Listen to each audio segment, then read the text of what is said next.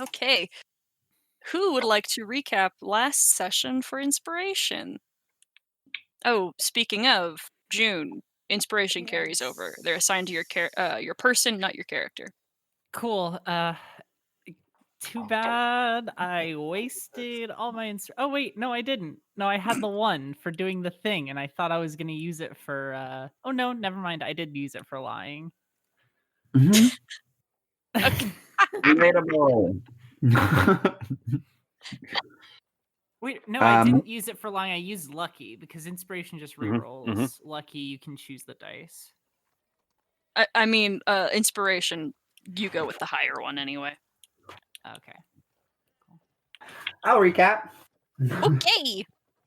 So, we came back from that Temple of Nightmares, and Cora immediately got put on trial, or well, arrested at first for, letting the phylactery be stole, and then taken to the Shadowfell. There it is. We went to her trial the next day, and she was sentenced to prison for an indeterminate amount of time to be reviewed every 5 years to see if she's not crazy anymore. Not that that's how crazy works, but whatever, medieval times.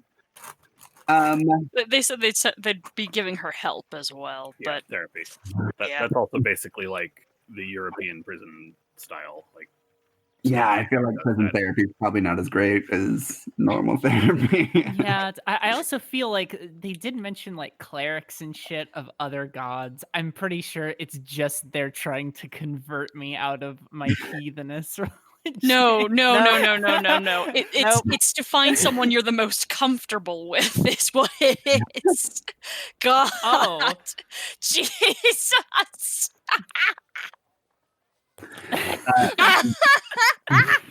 Well, they did. Then we had a discussion the next day to see how we all felt about Cora, which was less about figuring out what we need to do and more about seeing where everyone was on the same page about. And then Razik, on his own, went and put a hit out on Cora either 2 or 3 separate times. I'm not sure. It was twice, and it wasn't a hit. It was a narc. He did a narc. I mean, by narking, he put a hit out on her. Well, yes. And knowingly did so. He Yes. narked once and ratted her out twice. Yes. Okay, there we go. The first time was to Gent. No, I did that Jaren. again. You Jaren. did. And that one might have been okay because that was to the authorities who arrested her in the first place. It was when he went to Master Crawford from the Zentarum that it was basically like, oh, by the way, please make sure somebody kills this bitch. This got to get done. Yeah, not unlike Kiyoshi, I failed to see the difference here, guys. And then afterwards, we took Valor and Sprite Pepsi to Tay Morden to live out their days together.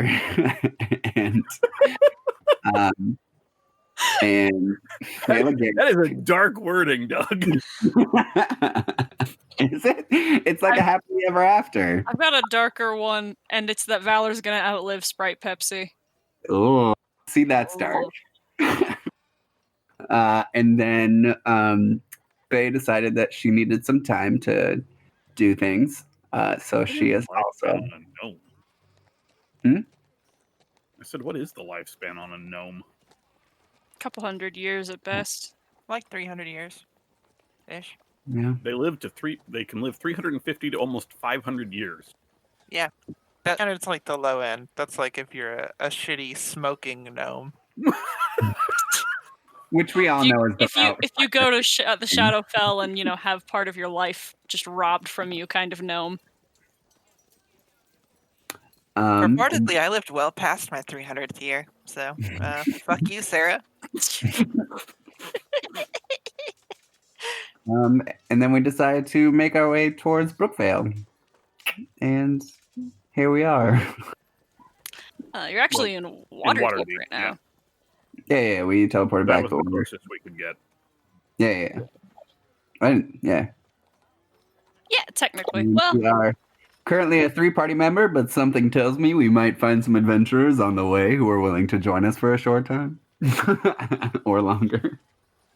Yeah, so you guys are coming through the tree, and this place has been a bit of a space of a bit of high traffic, specifically because Razik has requested that a few people be sent back out towards the tower, to try to continue the restoration process, and that's been pretty effectual. So far, it's been a couple of days. And while you are here, in the within Falconmere, with some of the members of the Emerald Enclave, Decker very casually approaches you guys with two other odd people. I would say probably is the best way to describe. Oh, I don't think I have a token for you right now, Lily. 1 second, I'll work on that.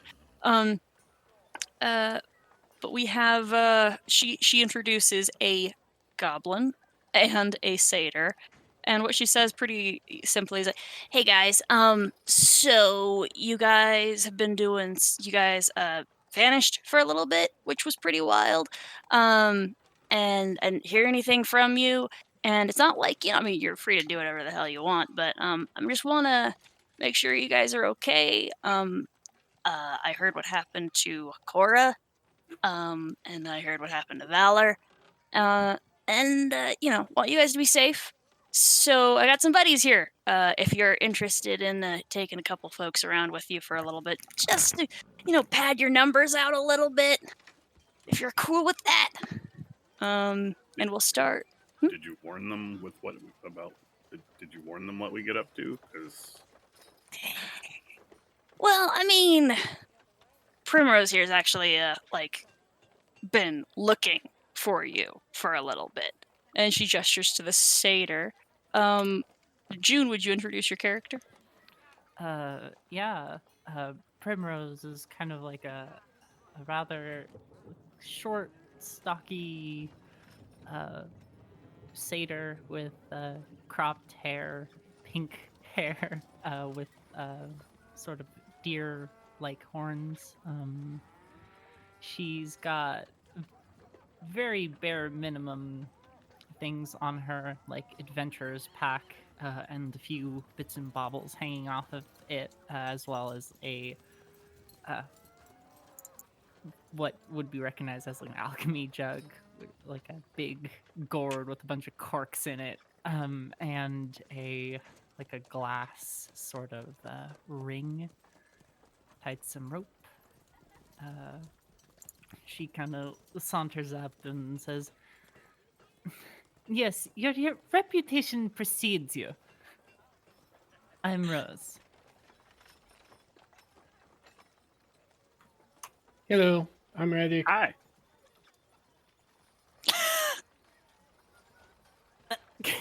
Hi. Can I ask why you were specifically looking for us? Oh, I have a friend, Blythe. They wanted me to find you. They said something about your achievements and being in a, how did they say, creative rut, and wanted to be dragged out of it. So, here I am. Okay. Yeah. I've got a buddy who's interested in the kind of work that you guys are doing, and particularly the reputation you guys have started amassing for yourselves. You have a reputation? Apparently. Out east a ways, mostly. He's been trying to track you for weeks, apparently, but you guys have been going back and forth a lot, and so he's gotten really lost. But I mean, he might catch up with you guys in a couple of days. And then this here, and she pats the goblin's head, is my buddy Mulch. Yep. Mulch is a goblin with long, thick, dark green hair that goes down to below the the very base of their back and is dreaded beyond all disbelief and has random forest detritus just kind of strewn through it. Not stylistically, but as if it was accrued and then never shaken out. And they wear a very simple burlap outfit that looks like it could have been cut out of a sack. And probably wasn't even cut at that, but was worn through and just kind of worn. And they are currently holding a ball of mud, disengaged from this situation, and are inspecting it very closely. But when Decker puts a hand on them, they put their big yellow cat eyes up to you, and they focus. And they toss the ball of mud to the other hand and hold out a hand to shake. I'm Mulch.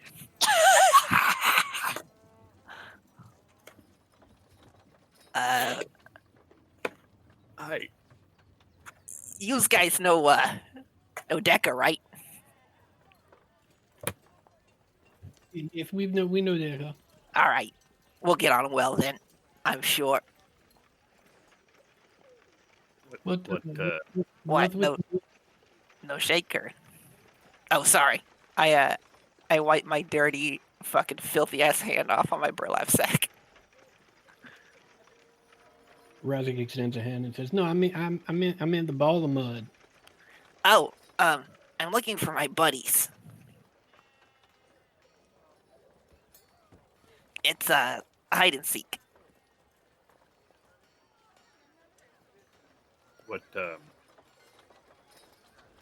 What makes you want to adventure?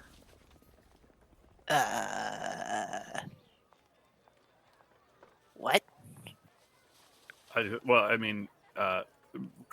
Primrose said she was dragging a friend so that he could, get inspiration or something. Oh, you mean what's in it for me? Sure. No, that's stupid. People who do things for that reason are dumb. So you're just coming along because someone else told you to? No, because Decker said you might need a hand, and I like Decker, so I'm gonna help you guys. Oh, okay. It's the right thing to do to help people in need.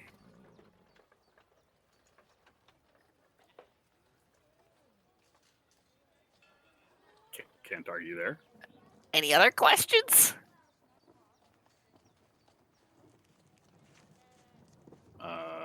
Nope. Yeah. Alright, let me know if you see any really small ants around here. And then Mulch is going to set the ball of mud down on the table and put their nose to the ground and start looking around for insects. Decker points one out to you on the floor. Mulch crawls up on it like a cat and pounces on it, and then brings it up safely in their hand, and then puts it in the ball of mud. Got one.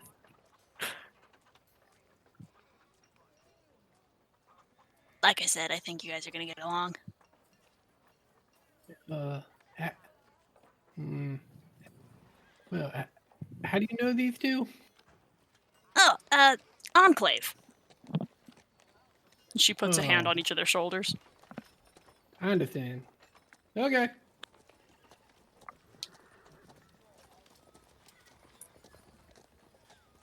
You have any questions? But us? Many. Of which I don't know which to ask first. You seem very clean. Cleanliness is next to godliness, so makes sense. Trying to be like a god. Good luck. Who do you model yourself after? Isn't it obvious? Not in the slightest. I named myself Mulch. I mean, sorry, that was a little rude. Sorry, I don't talk a lot, because I live by myself. And, sometimes when I open my mouth, things sound a little different than I thought they would in my head. I didn't mean it that way. I just mean, mulch, like dirt for plants. Yeah, I didn't take any offense or anything. I did ask who, but now that you put it into perspective, that does make a lot of sense. It's like, I want to be good for the earth and nourishing and, a force that connects, the goodness of life. Like mulch. Yeah, I got that. All right. What is it exactly you both do, and how will it work in a dangerous environment? You worried about going somewhere terribly dangerous, Pete? Not particularly. We're going home, but we seem to stumble into trouble even when we're trying not to. Now, these two can survive. Sure, but how? I live by myself in the woods. And I look like this. Yeah, the woods can be quite dangerous. Yeah. I need nothing but my fist. I assure you, I am a competent warrior.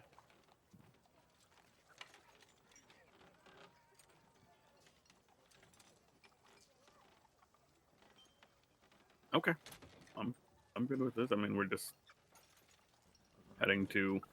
I think there's some sort of festival going on. You said, Pete, that we're heading towards. Yes, a celebration of my hometown. So that'll be fun. Festival. We are a little thin right now, so there's safety in numbers. Worried about a Pete, problem at a festival, Pete? Not at the festival, just potentially on the way there or on the way back. I get it, buddy. A lot of sights, a lot of sounds, a lot of smells. Easy to get overwhelmed. Easy to eat something you're not supposed to. Don't touch that mulch. It's for the guests. That's oddly specific. Yeah, I'm relating your life to my life. Crossing bridges, making gaps, like mulch does. You'll catch on eventually. I think I already am. That's good. You're very smart. Pete, how many days is it going to take us to get to Brookvale? Oh, just 3. Okay, well, I think that's plenty of time to get to know our traveling companions. Yeah, and you can get to know all my friends too. There's lots of them. Those are in the mud ball, right? Well, some of them, yeah, but a lot of them are flowers and trees, and we'll meet a lot of them all the way. Don't worry about it.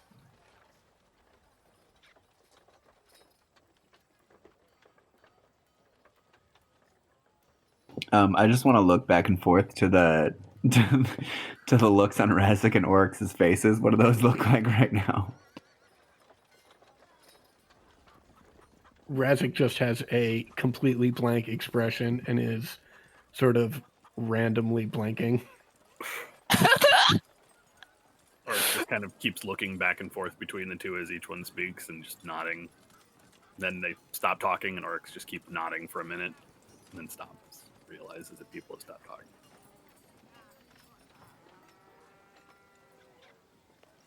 All right, great, gang. If you're gonna be headed out, I'll say goodbye. And she goes around and gives each of you hugs and kisses your head. And says, "Be safe.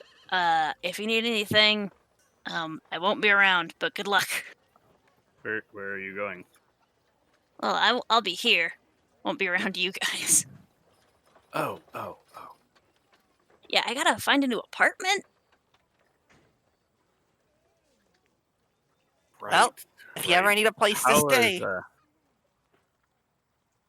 is, Sorry, Oryx, what? I didn't mean to interrupt you, bud. Oh no, I was just gonna ask how things are recovering here. I know it's fairly early. It's only been a couple days, but have they let you all back into the north ward, dock ward, whichever one where you had your apartment? The Fields Ward. It's one. probably going to be maybe a day or two more. I mean, I could still sleep in the gardens out here. It's fine, but it.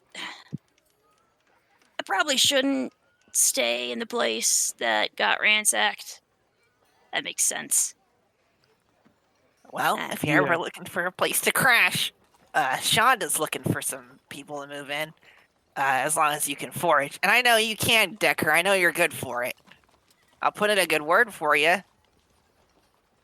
Yeah, do that for me, would you? Yeah, I got you.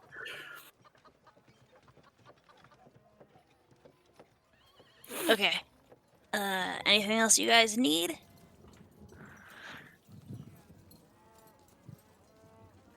Cool. I'll see you Wait. around. Can I have another hug? Yes. She kneels down to give you a warm hug. Thank you. You're welcome. She pats your head. Okay, goodbye. Bye.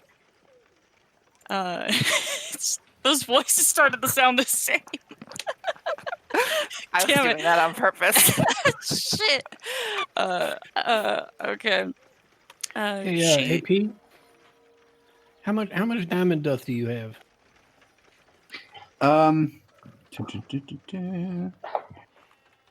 Pete will specifically answer, but it's about 1,000 left.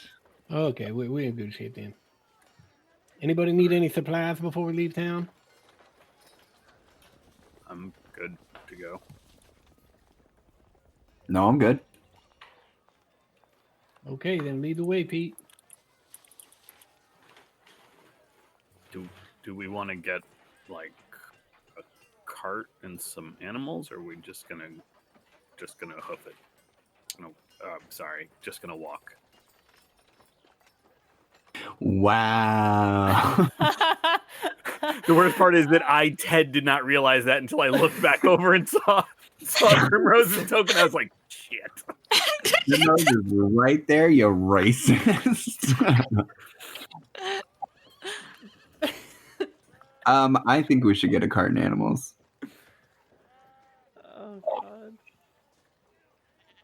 Okay. I don't have much to carry. So Oh, I'm carrying pretty much everything I own. Didn't know if you wanted to just keep walking or. you're not gonna make animals carry it, are you? I can fly. I will rest. No, okay. I mean, like, no judgment. I get that's kind of a thing around here. It's just like nobody ever asks please and thank you, which is very rude. And a lot of people, No, or Razak I say does. people, but I mostly mean horses and oxen, get pretty upset about it. It's a whole thing. That's what Razak does, though. Razak asks. Hello. I'm Rabbit. I like you already, Razak. I appreciate your thoughtful demeanor and your blinking. I'm good in the nature.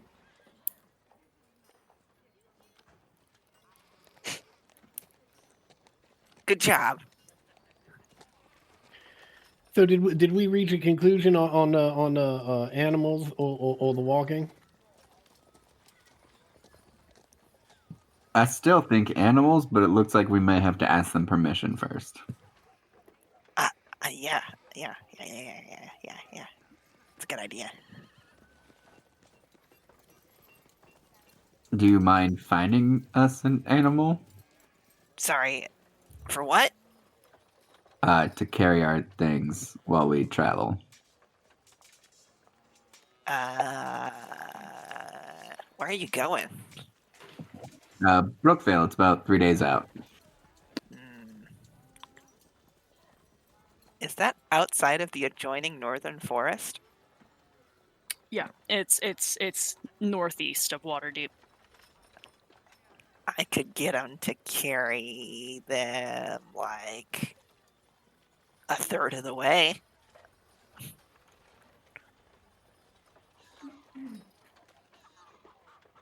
Well, why don't we just find a library and see if we can't purchase some horses for our travel and a cart? I mean, if you need someone to carry your stuff, I'll do it.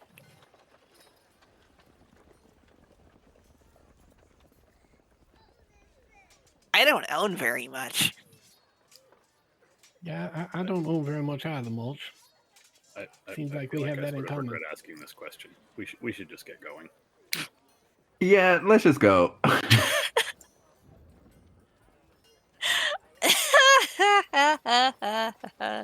Cool, off to a great start. You guys leave Waterdeep, start heading down the road that you walked just a couple of days back towards Faye's sister Roxy's tavern, and at the fork in the road that you recognize, Pete, about 2 days out, there you take the path that you know. This is still an unusual route for you. You just remember it by the nature of your travel. And occasionally, there is a little bit of a waylay as you're either stopped by guards or by other people, other travelers. We don't need to worry about that too much. Is there anything on the road that anyone would like to be specifying they are doing, or any things that they would like to ask any other characters along the way?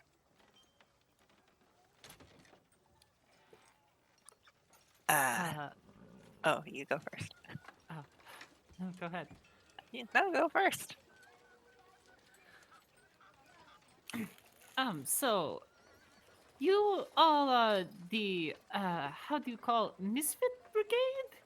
Is your names collectively? No, No. I'm Razik. No, like your company. We don't really have a name. Oh, then people have made one up for you. I guess it's the Misfit Brigade.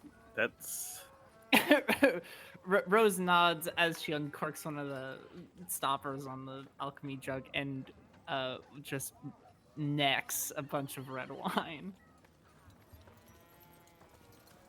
so you said you are a strong warrior. What do you do?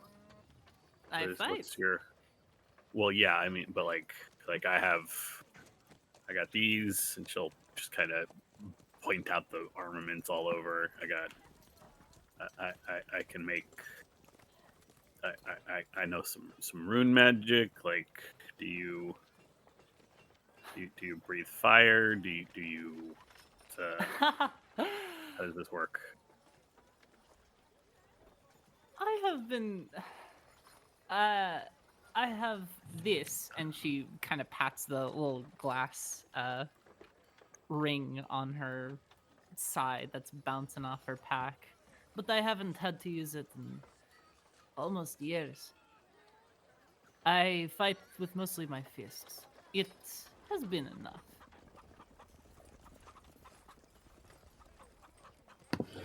Where'd you learn to fight with your fists? My people, out of necessity, defending my tribe. Where's that? The Cloak Woods. The purpose was to defend your tribe. Why'd you leave?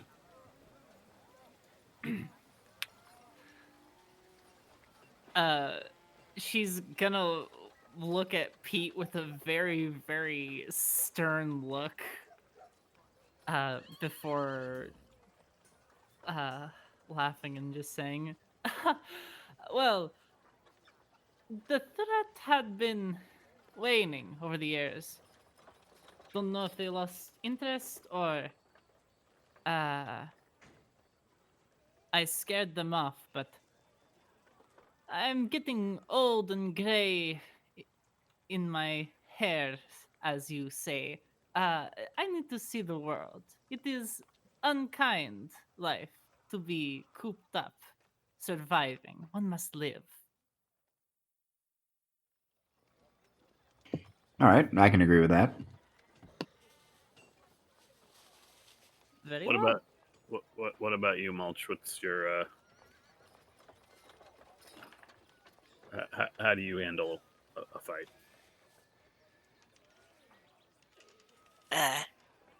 Wait.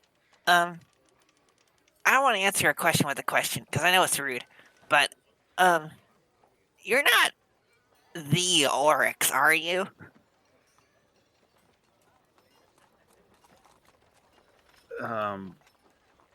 Maybe.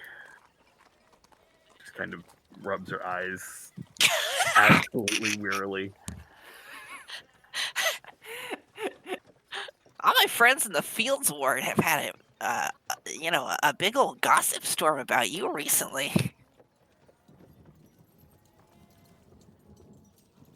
Mostly Great. Decker's friends, rats, pigeons, Wait, the odd turtle, I guess. the animals are talking? Oh my gosh. Yeah, I mean they listen. Oh, okay. At first I thought, because, never mind. I'm sorry. Please continue. Huh? Nothing. So, in a fight with, Oh, yeah. I'm pretty good with weapons, I guess. I do my best not to use them though. Most conflicts are they're worth trying to build bridges rather than burn them. I mean, that said, there's the odd thing comes stomping through that can't be reasoned Well, with or redirected. yeah, you said that you're familiar with our reputation. Yeah. How many bridges does it sound like we build? Not very many, if I'm being honest, but Not many at all. that's okay. You know, wait, we're allowed to disagree. we did build a bridge with the werewolves. I mean, there was that. I mean, yeah, and you helped all those poor folks living in the Fields Ward. Yeah, that wasn't quite the same. That was really a fight. That wasn't really the same. Fight or no fight, people were very ready to exploit them and watch them die. Might as well have been a fight. But you did something about it.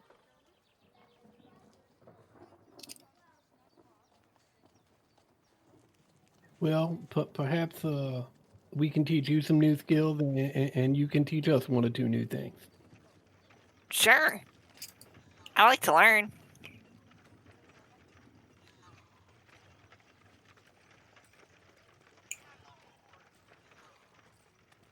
To learn is to live. Yeah. The other way around, too, I guess. Either way, really. I hope this doesn't come off as insensitive, Mulch, but how often do you bathe?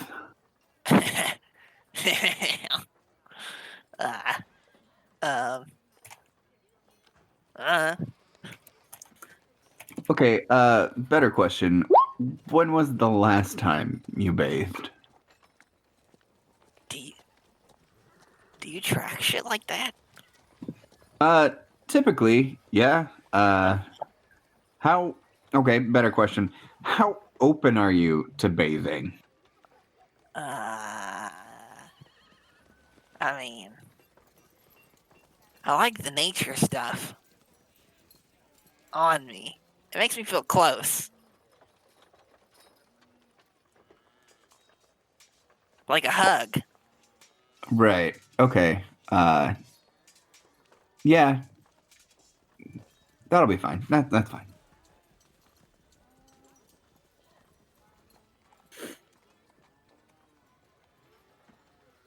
Oh, is this some kind of fancy festival? Well, it's just that we'll be visiting my mother, and she tends to also prefer cleanliness. Ah, you learned it from your mom, huh? That's cute.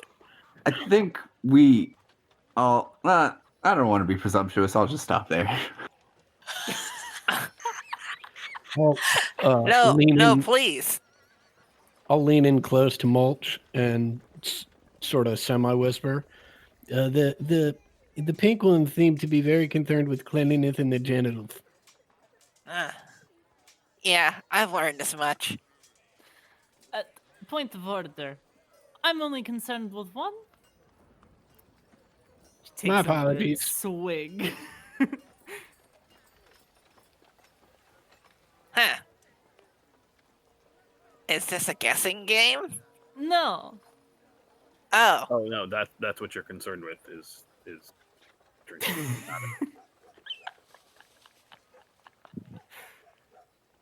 okay. Gotcha. Pete recently started drinking, so maybe you can teach Pete how you do that and not fall over. She looks at Pete meaningfully and is like, so you've been how do you handle your drink? Oh, well, I've only drank twice now, and I'm probably gonna take a break until after Brookvale, at the very least, if not indefinitely. Oh, sweet child. Oh, goodness. My Oh, friend. actually, not a child anymore, although I'm sure from the stories you heard that. But as you can see, I am now grown. So, Decker told me you were 16. That's old. yeah, as for some, sure, but as you can see, I am not 16. So, That's like twice my age. How old are you now? well, that depends. That's a difficult question to answer now. No, I get it. I stepped on toes. I'm sorry. I didn't mean to be disrespectful. It's just a lot has changed, and I haven't quite figured out how to answer some questions like that. Okay. Well, how long have you known Decker for? Oh, not very long at all, actually. So you must be like 17. Ripe No. old age of 17. Technically, I'm still 16. You all are making me feel like an old bird. How old are you? It's impolite to ask a lady that. Oh, oops. Sorry. If you have to know, I don't. good. Then your guess is as good as mine. Uh, I don't think that's how that works. But 22. I mean, close. Wow. Isn't this a man? what? What? Primrose, I thought you were referring to him as he. Oh no. Who? No. Oh, okay. No, she's a girl. I could have sworn I heard he on multiple occasions, and I was like, okay, cool. Wow. How did you get so old? Rose is gonna look down at Mulch just sad. I'm now. Wait. I don't know how old Decker is. I should ask when we get back. Did she tell me once? I feel like she told me once, but Ted cannot remember. I bet she's like 11. She's so wise.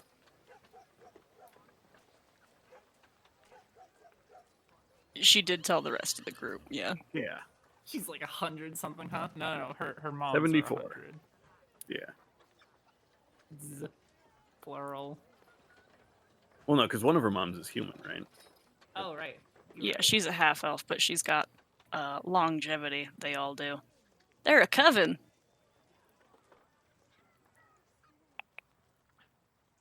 Yeah. Okay. Anything else, you guys? Just making sure that that was the end of the scene. Yeah.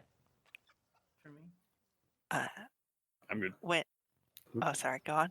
No, go ahead. Go ahead. No. I was ahead. just saying I'm good. So seriously, Oh, go ahead. All right, cool. When talking dies down, I'm gonna cast Conjure Animals, Okay. and I'm gonna summon a bunch of possums to walk with me and crawl all over me and play with me as we walk. All right. Done. As you, on the third day, very early in the morning, nearly only an hour or two after waking and packing camp, you begin to touch the western border of the city. And Pete, you're a little bit overwhelmed with just the of a nostalgia for something you didn't really expect. You've never really seen town from this side because you've never been on this side of the city borders. Each building that you can see from where you are is plain and perfectly kept. There are people who are leaving the little village on their way to the fields, mostly dressed in very practical and ordinary clothes. You see there are armored guards glinting in the dawn light, and you are approached before you can reach the furthest border of town before you hit the check mark, the official border. The guards that approach are all human, either human, elven, or half-elven, and they all have light skin. A couple of them have very dark hair, and anyone that has that dark hair has an almost ashy, light white skin and black eyes, but the others are all fairer, and warmer in their appearance, each bearing marks upon their armor and on their shields and their weapons that all indicate some religious iconography of varying designation. And the first thing that you hear is that someone has stolen the Dawnbringer's armor, and they are approaching with malice.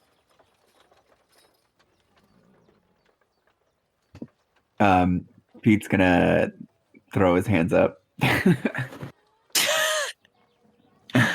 Uh-huh. Oh, I did not think that was gonna happen. Sorry. Pete, they look pretty mad. Should we yeah. be doing something about this? No, it's fine. It's fine. I didn't look like this before. Hi. I promise I didn't steal it. Patanus Zinvin, the Dawnbringer. You guys know me. I know I didn't look like this, but some things have happened on the road, and now I'm different. If you could just talk to Lady Fillory Zinvin, she understands. Or, I'm sorry, she would. This is my hometown. I live here. I left not long ago. Just take us to Lady Fillory, please. Roll a persuasion check. No,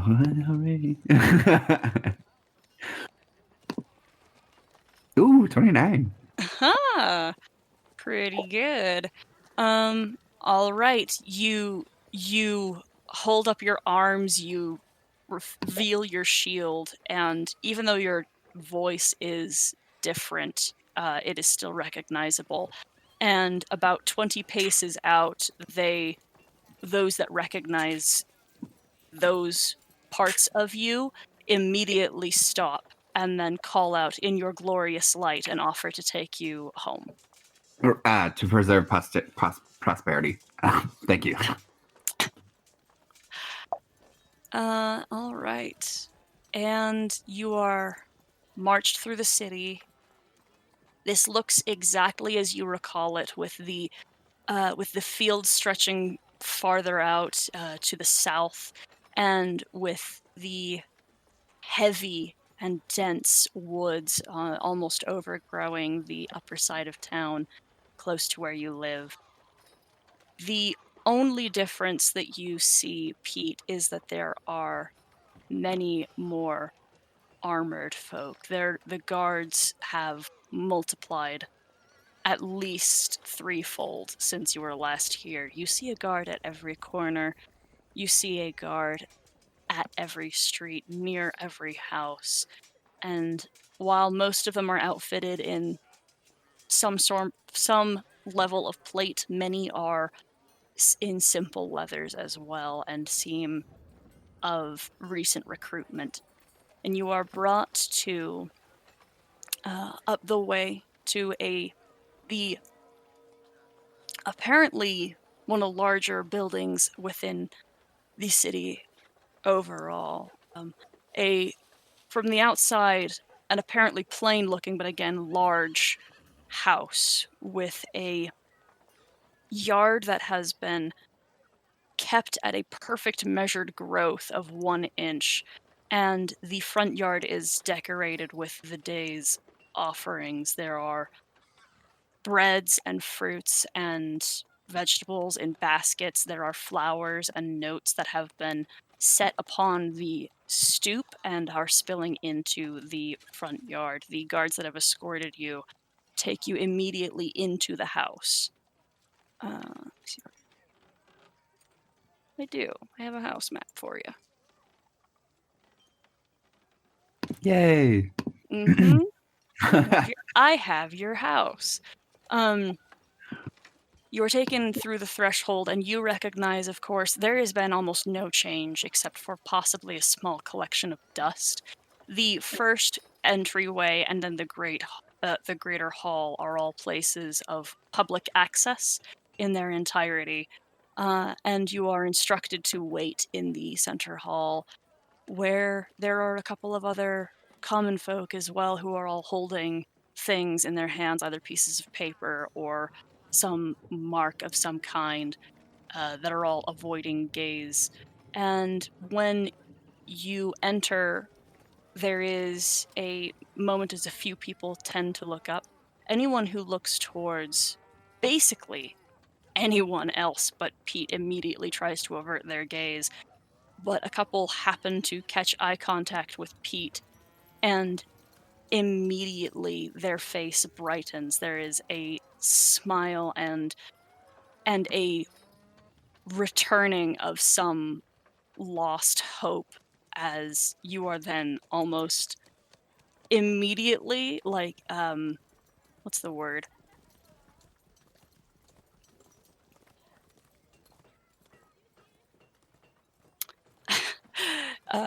Not really attacked. There's just they who whispers that is that Master Zinvin has Patanus returned, and then the murmur grows until people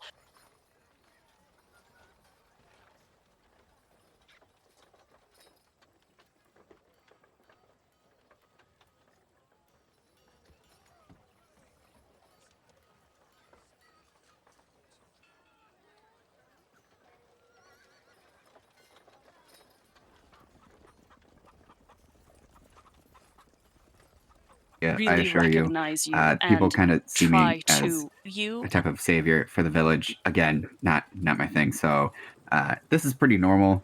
Expect this to happen a lot. Why do they think you're a savior? Well, mostly. What did you do? I mean, Well, mostly the powers that I have. Nobody else really seems to have those. And I was born shortly after the whole calamity thing that happened, and since then we've been very prosperous and haven't been attacked. So they see me as some sort of gift from the gods. It's nothing to even worry about or think twice. wait, so you drove off a group that was attacking you? No. We just haven't been attacked since I was born. So they kind of correlated the two. But it doesn't Okay.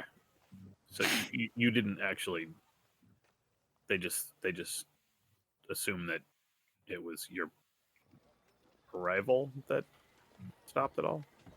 Yeah, pretty much my presence. I didn't know combat until I came across you guys. Oh, okay. Also, they'll probably greet me with "in his glorious light," and really greet everybody with "in his glorious light." Everyone kind of just says that. Yeah.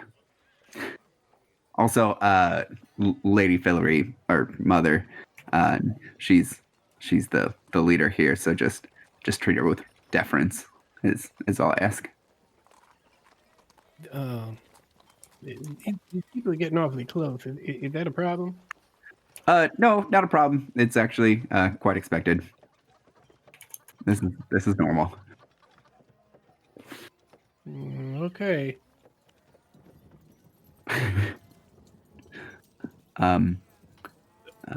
Is what was the group that was causing trouble that they thought you drove off, or was it just sort of a? Oh, I guess I don't understand what is prompting this. I guess I never really told you the story about my hometown, did I? Never really came up. I probably should have said something on the road. So long ago, we were attacked by Shatterkai. Really, this is kind of the site of a invasion, as it was, by the Shatterkai. And my mother and father, they and an army, of course, fought them off, sent them back. That's how my dad died. And then Mother, afraid that this may become a place for another invasion, set up camp, and it eventually turned into the town of Brookvale that you see before you. But I was born shortly after, and because we were never attacked, they kind of assumed that that's because of my arrival. Why would they assume it was yours and not your parents who drove off the? Well, they fought back, certainly, but they don't believe that they have come back because of me and my light, as they call it. I mean, you've all seen my powers. It does kind of come off somewhat shiny. So that's also what has been taught.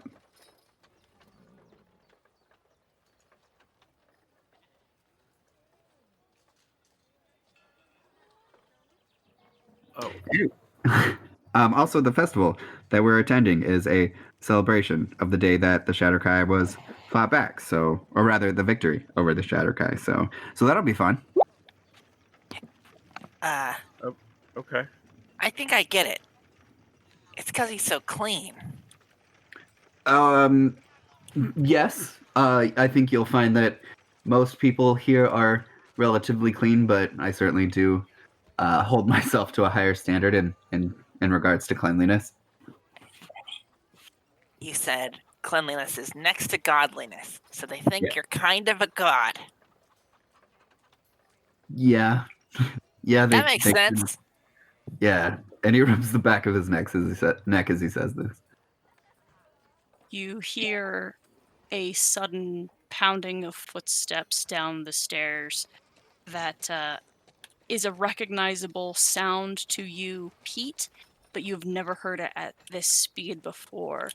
As a woman who is partially set in her gleaming and immaculate armor, her hair tied back in a tied back rather loosely, comes running down the stairs. As she gets a little closer, those who are a little more perceptive immediately catch that she has one dead eye that is marked with scars around it, and both of her eyes actually are. The other eye appears all glass and reflective, and moves a little bit more freely in a very curious way. and she runs down the stairs to you, Pete, and grabs you by the shoulders and looks you in the eye before embracing you. Pete, Patanus,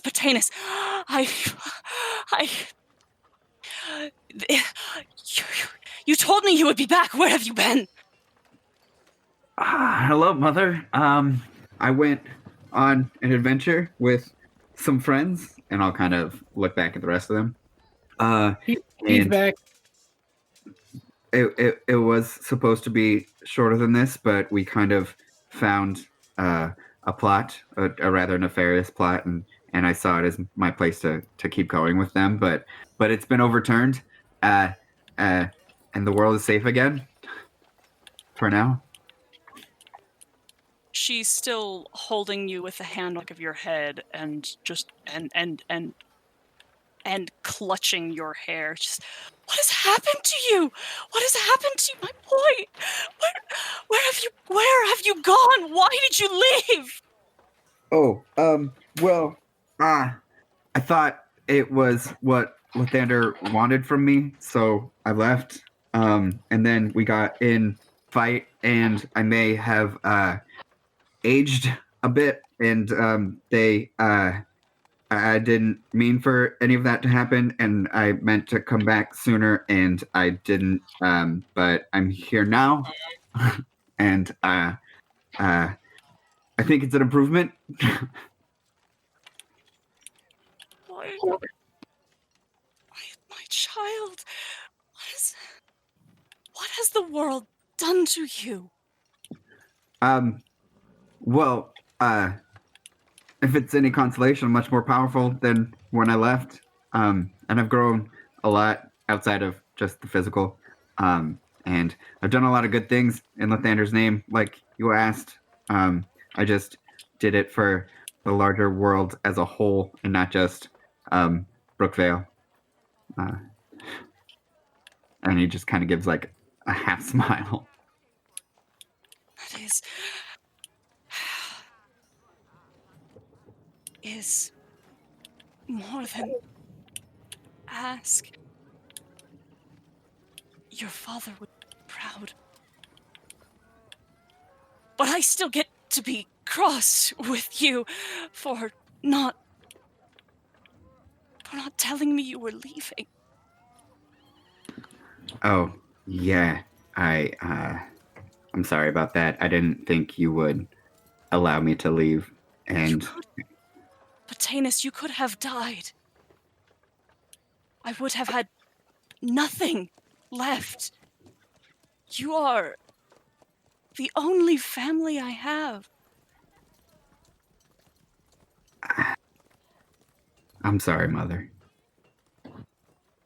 I didn't mean to worry you like that. But I found this group, and they kept me safe. This is Razik and Oryx and some new friends we found. Primrose and Mulch. You're very clean, miss.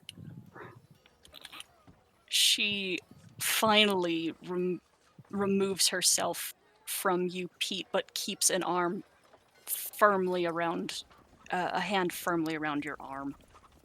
And she looks at each of you, and the glass eye moves quickly over all of you and says, "Where did you meet them?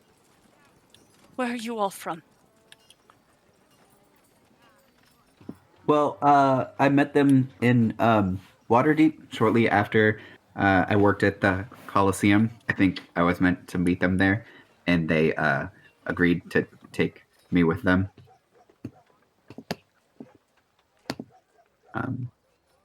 The eye flicks over to you, Pete, as you're speaking, but then back. But her face still faces everyone else as she continues to look at you, waiting for you to speak.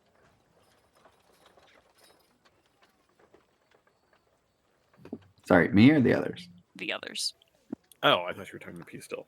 I'm looking Sorry. at Oryx. I'm Oryx. I'm from Lork, near Lork, the Grey Peaks. Originally, we met Patanus in Waterdeep, and yeah, like he said, we have done great things, saved many people. Hi. You should know, Oryx is actually a saint.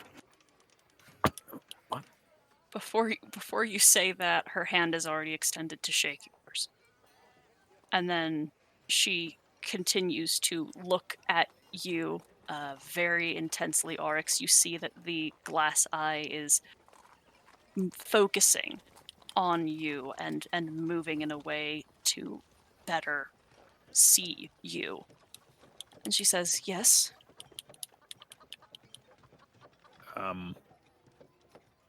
So I'm told.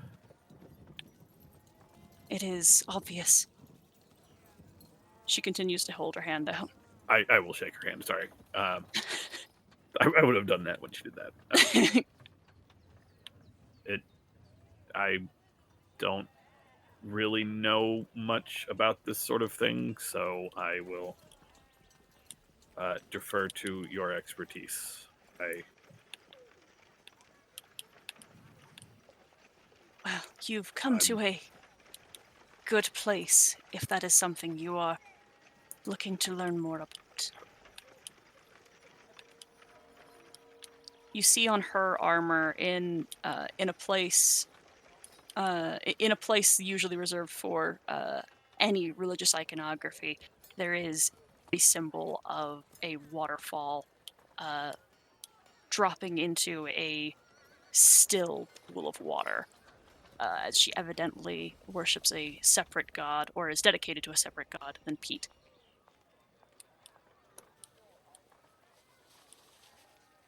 Well, we were intending on hosting a celebration within the next couple of days. I would hope that those of you who are only traveling through would feel comfortable staying perhaps until then. If you have returned my son to me, I can think of no better way to thank you. Truly.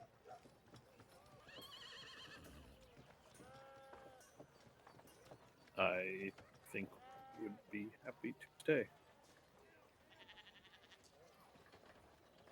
She begins to smile in a way that feels as if she has not smiled in years. Peter, is there anything that you would like done for you or your friends? We can open up some rooms here if they'd like. I can request that rooms be made elsewhere. Oh, yes, they should get the finest rooms that we have. They are, after all, heroes, and they saved many people. So I think they should be treated as such. Very well. She again does not let go of your arm, but beckons a couple of guards nearby, and as she instructs them, and they go upstairs to begin arranging some rooms. While we're here, everyone, we should get a tour of the place. It's really nice around, and you can see how much we've been blessed. Yes, if you would all like to see the city. Yes, I'd like to get a lay of the land. She nods and calls over to a guard that you recognize, Pete, as someone who you grew up with darker hair, but not as dark as the as those who have that very curious look to them. and he is outfitted in some plainer leathers. And she says, "Abe, if you wouldn't mind, I don't feel so well suddenly. If you wouldn't mind taking Patanus and his friends around, I would appreciate someone I trust keeping an eye on him." And he nods, and he looks at you, Pete, and he smiles and he says, "It's good to have you back. We've missed you terribly."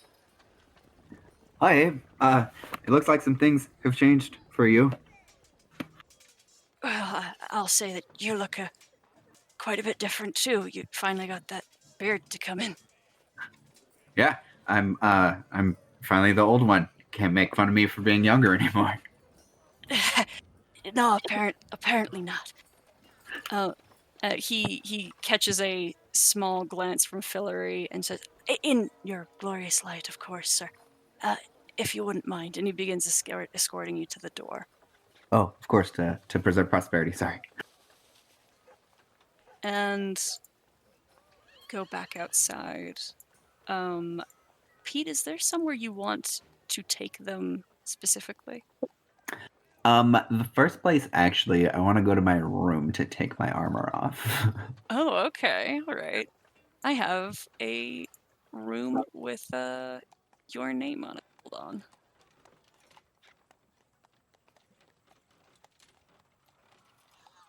Let me get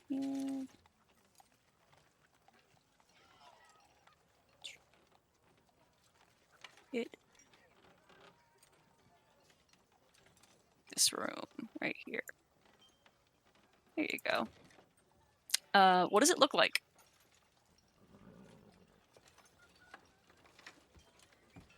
Doug, what does your room look like? My bed's still muted.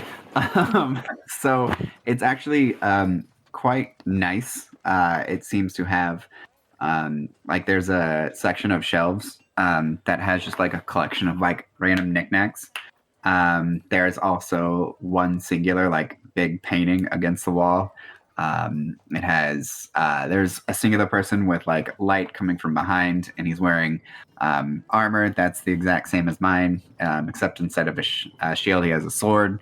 The desk immediately beneath it is full of a ton of books that looks like they were just left open, and a bunch of like little notes here and there. The bed is extreme. I don't know how to say how it looks, but it's basically like extremely comfortable with just a ton of pillows. And I think, oh, and next to the shelves with the knickknacks is just another bookcase with a ton of books. And a nice rug.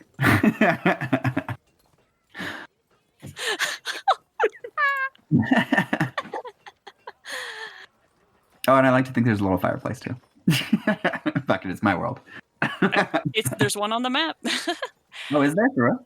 Mhm. Oh shit, yeah. Huh. Get out of my head, Sarah. There is a window too overlooking like, and you can see outside. It's basically the town itself, and then beyond that is a forest. And apparently there's a balcony. So instead of just like the one window, it's words.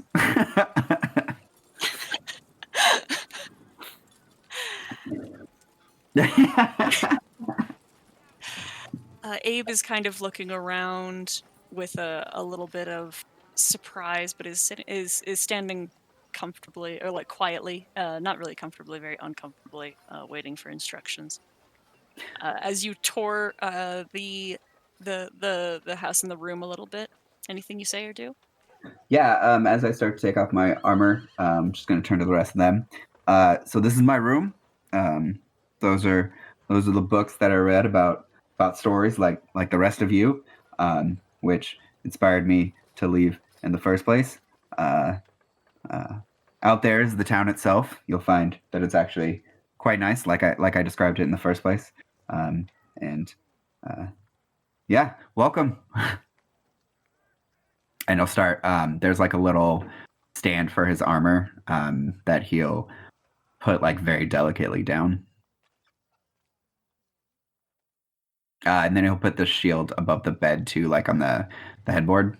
There's specifically like a little place for it carved out. Abe, you can relax. It's fine. Mother's not here. It's just not usually allowed in here, so just trying to keep my hands to myself. Oh no, it's fine. It's No, it's. Don't worry about it, Patanus. It's all right. You seem very, very uncomfortable. I mean, I'm. It's just good to see the dawn back, is all.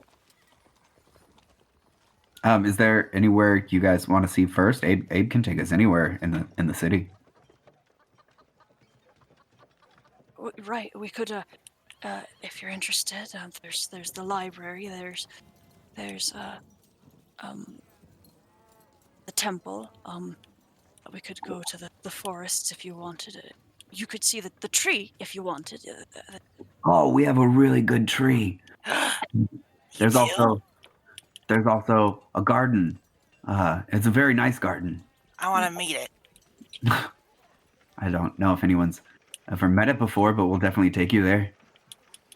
I don't know if you can talk to the a lithium tree, but perhaps it's a very special tree. If you want to see it. I appreciate your sentiment, but all trees are special trees. Don't make the other ones feel bad. They listen. Oh, my apologies. Don't apologize to me. There's also a meditation tent. That's something that people frequent often. Right, yeah, right. It's a very comfortable place to be if you like quiet. If you need a minute to yourself or to your god. The tree sounds nice. Let's say we start there. Right, of course. And he takes you out of the house and brings you to the edge of the forest where there is a well-worn path that is marked by stones. As we are leaving, can Mhm. I very quietly, and once both Pete and our escort are out of the room, I would like to pull the mini homunculus out of my armor and just set him on the desk and just whisper to him to hide and just keep an eye on things. Are He you salutes you and stealthy about scampers this? away. Yeah, I mean, I'm at least waiting for Pete and I've already forgotten our escort's name. Albert. Albert. Abe. Abe. That's it. Yes, but I've seen you do it. I mean, sure. I pull There's out some my pretty high passive perceptions in the group.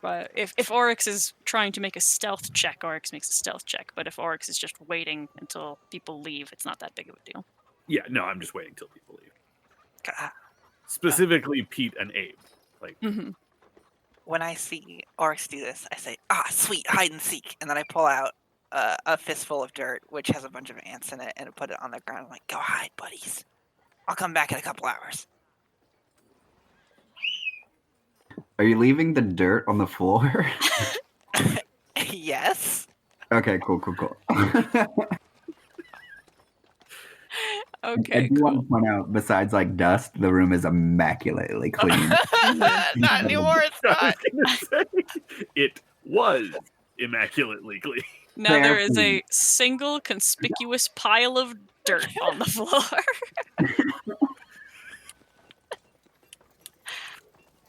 Anyway, this road, this walking path, more appropriately, cuts right into the center of the forest.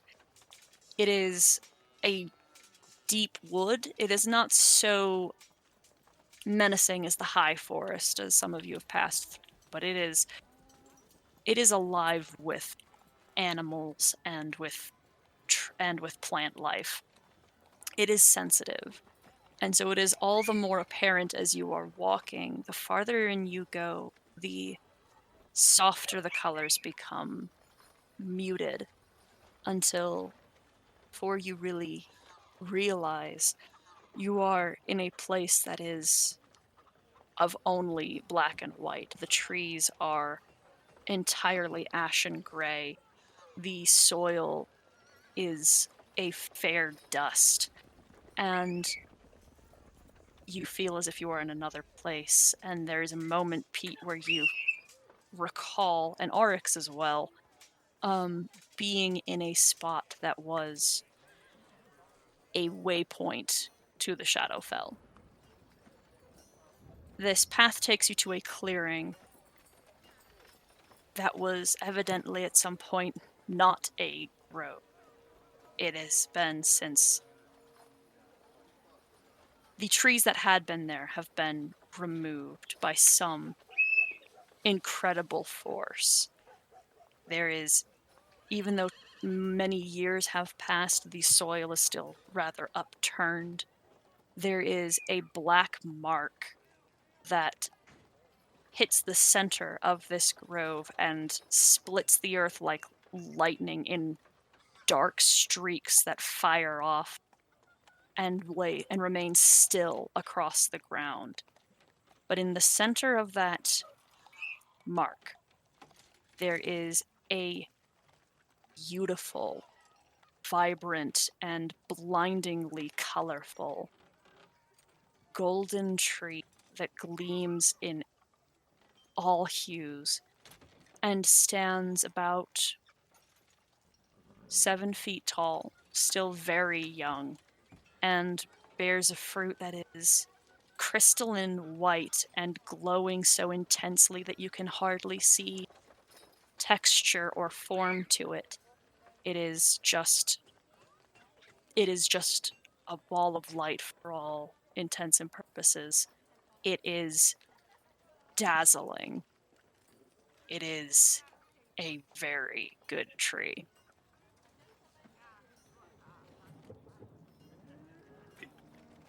Pete, what is this place?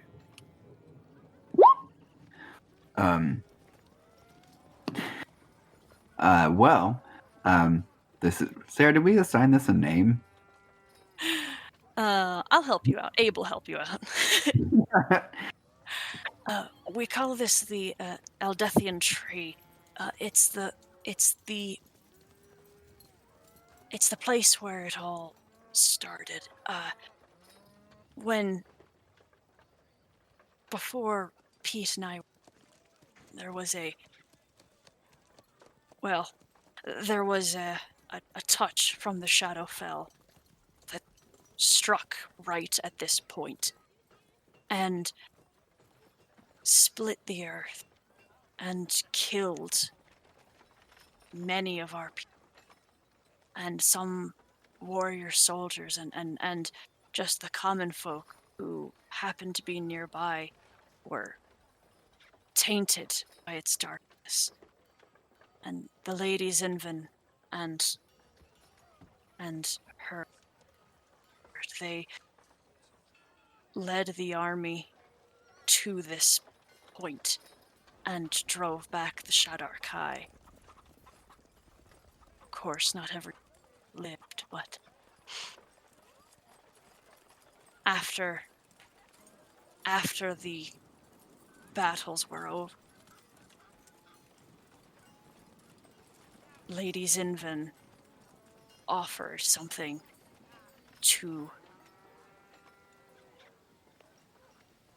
promise that nothing would ever cross this threshold again. She gave up her eyes, her sight, and the soul of her husband, who had already fallen in battle, to ensure would remain closed. And in return, Eldeth gave us this tree.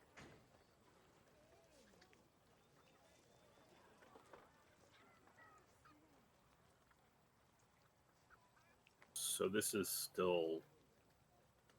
not the Shadowfell. This is still on the normal plane of existence. Yes, though it still bears the scars like many of the people here. The Zinvins and many other families.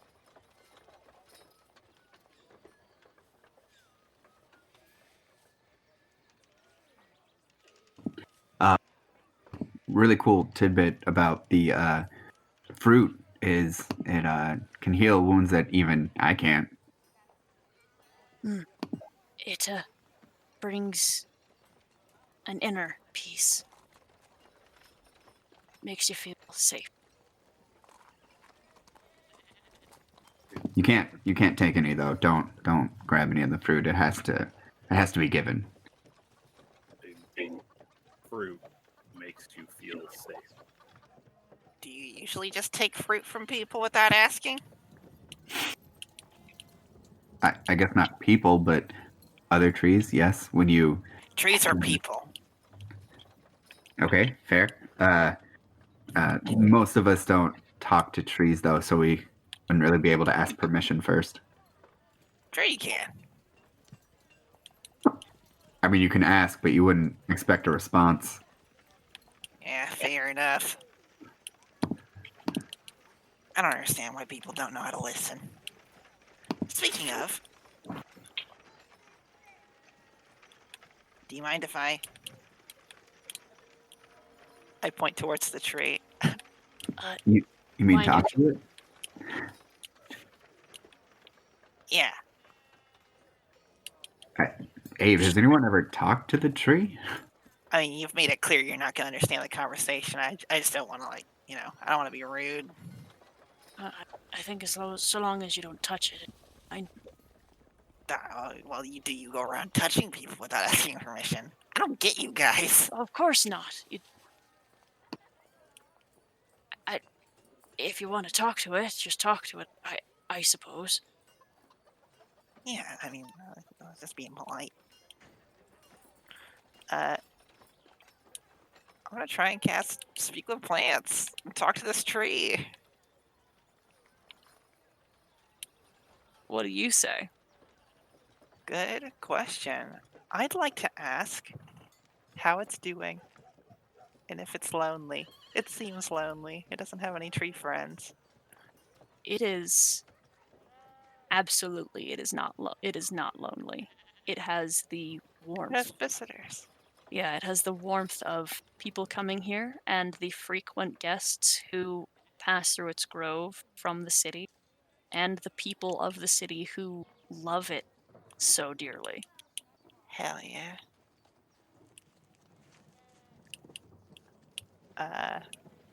Did the tree talk back? Well, to her, or to them. I'm gonna ask. Did the tree talk back? Not did not assign it a gender. I'm gonna shoot the shit and talk about the weather and like who's been through lately and who their favorite people to see is. This tree is an overwhelming presence to you, Mulch. It is bigger in its spirit than any plant you have ever encountered. I remark, "Oh, you're very clean." It appreciates this comment. I'm to understand that's what the people here call, I don't know, goodness, strength. It tells you that it is one with the godliness of which many of them try to achieve through their cleanliness. Good job. I bet that's really hard. It is effortless. Wow. You don't gotta brag about it. Humble bragging tree.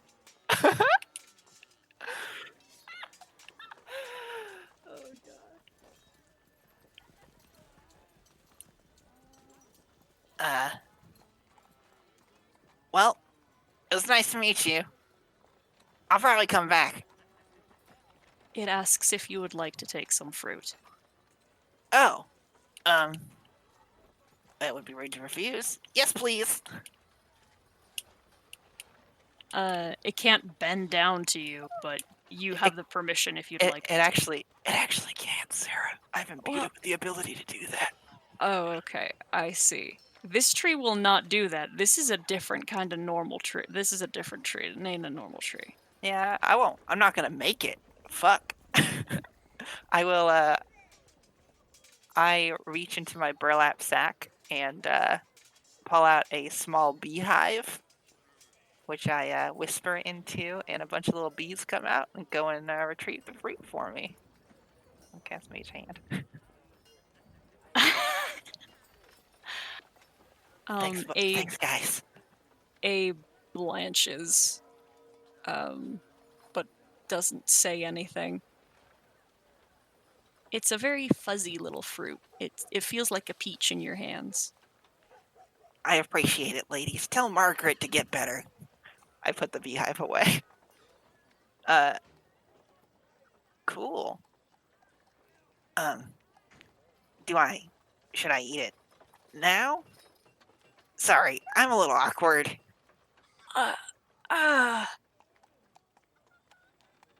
He looks at Pete. Oops. Oh, I'm sorry. Were you asking the tree or Abe? I'm asking the room. I don't know. Do you feel a deep pain that needs to be alleviated? No. Then I would save it for when you need the fruit. Also, did the tree give you permission to take the fruit? It asked if I wanted to, which I guess is not technically permission, Oh, so much as it is an invitation. Yeah, that's okay. Is there a place here where you distribute medicine? Yes. Pete knows more about it than I do. That's actually where I spent a lot of my time. Oh, well, then it would be nice to see it to learn more about you, and then maybe offering mulch can drop the fruit off there because someone might need it. Oh, well, the tree bears enough that should someone need it, Mother comes and takes the fruit from the tree and gives it to them. Oh, I see. I still don't understand. You said this tree calms your mind somehow? Removes your fear, Yeah. suffering, doubt? Yes. Yeah. Suffering, mostly. Right. After so many people are hurt after the conflict, this tree brought them relief. Many of the Shadow Touch in the city regularly drink the Eldefian wine, or just eat fruit. Sorry, it's hard to describe it because Mother hasn't let me eat any of the fruit so far. So No, Pete can't have it. so I've never never experienced it myself. Have fruit? I mean, I guess since I haven't really experienced suffering, that would make sense as to why I've never had it before. Maybe you're allergic. I could be allergic. Maybe you're already too clean. I don't think it's a cleanliness issue. The tree is very clean. I nod enthusiastically. I think we're all pretty clean here. The Lady Zinvin believes she doesn't eat the fruit either. She believes that to feel suffering keeps her sharp. That makes sense. And she, over anyone here, has known suffering.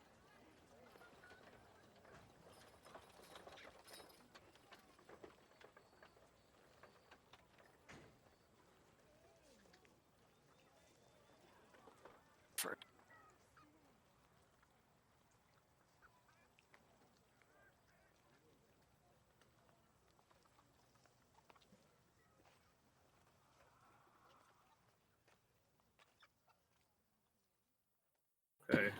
We have the gardens. You're the local, so show us the site. All right, Abe. Let's go to the gardens. Garden sounds like more friends. I was gonna push for that one, but I got to choose the last one. Well, seeing as how I think Razak and Mulch will both appreciate it the most, I say let's go.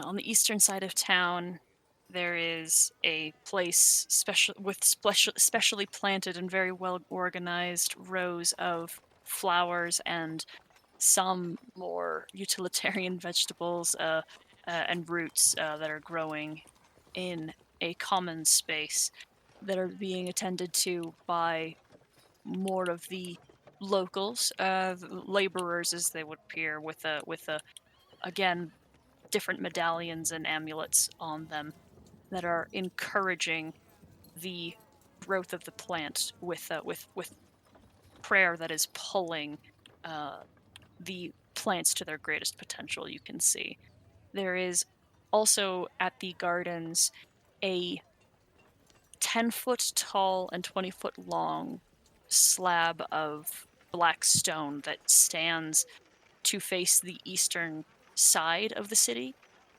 Either side is carved with the likenesses of several people. The one at the front appears to be the Lady Fillory, with a blindfold over her eyes and holding the hand of a man who looks to be the same person that is in the painting in Pete's room, all wearing, all outfitted in armor. And it casts a bit of a long shadow across the commons, but does not reach the gardens itself. And there's also many people here who appear to be preparing for the festival that is in a day or two. This is our garden. It's tended to by the locals, of course. They are people specifically dedicated to nature gods. It's why it's so prosperous, as you can see. Any questions?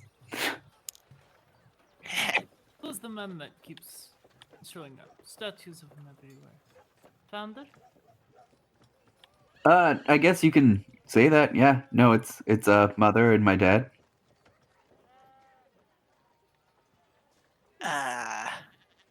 These are the people that birthed you, yes? I don't like that description personally, I but think that's how it would be said. No, this is Veros and Fillory, Zinvin, the first masters of the town. Wait. So What's wrong with the way that Mulch said that? So they're not the people that birthed you? well, that's just kind of, I don't know, a gross way to say that. Gross, why? Do I you mean, expect I'll the people who birthed you? It just brings up some visceral imagery in my head when you say it. That and Veros wasn't there when Pete was born. Already passed. Peach is kind of hanging his head a little low. Oof. Sorry, bud. I didn't mean to make anything painful. I was just trying to understand. Yeah, okay, that makes sense. Thank you. And sorry again. I know you're fine. Ask as many questions as you like, as long as they're not impolite.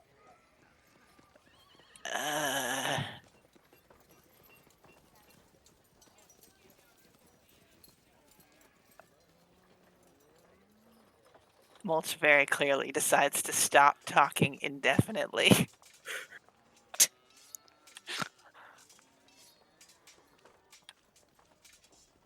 Pete, what else do you want to do? Or do you want to take everybody home?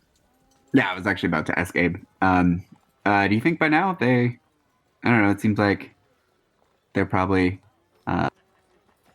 touristed out. Couldn't think of a word, sorry. Do you think their rooms are ready by now? As assume. Probably didn't take too long. It's not as if the ladies had company since you left. Very true. Does everyone just want to head back to their rooms? Sure. Yeah, sure. Abe, as we walk back, can you tell us about what's going to happen at this festival? Oh, absolutely. Yes. It's quite nice. It's well. There will be a bit of a. It's kind of the only time that the town really, I guess, cuts a little loose. There's a little bit more of the Eldethian wine that people can drink if they choose. There's there's a bit of a reenactment of a sorts of the events of the scourge and the victory, and there's some games of a fashion, and very importantly, there's the test, the soldiers. I actually get to participate this year. That's Where- why you're so Wait. nervous. Partially. I think Lady Fillory was happy to have my company in the house for a little while, but I don't get my merits until I can pass the test. I'm hoping I can this year. I'd hate Mother's to have to allowing you wait to- another year. Mother's allowing you to compete this year? She waived that? Well, since you've gone, she's asked that more people volunteer. That's What- amazing, Abe. I know this is something that you've wanted for a long time. Yeah. Congratulations. Thank you. Thank you, Patanus.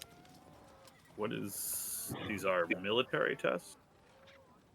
Yes, there's a bit of not really training. Most of us are capable in most fields of combat, but it's a bit of a sparring match, a bit of a show as well.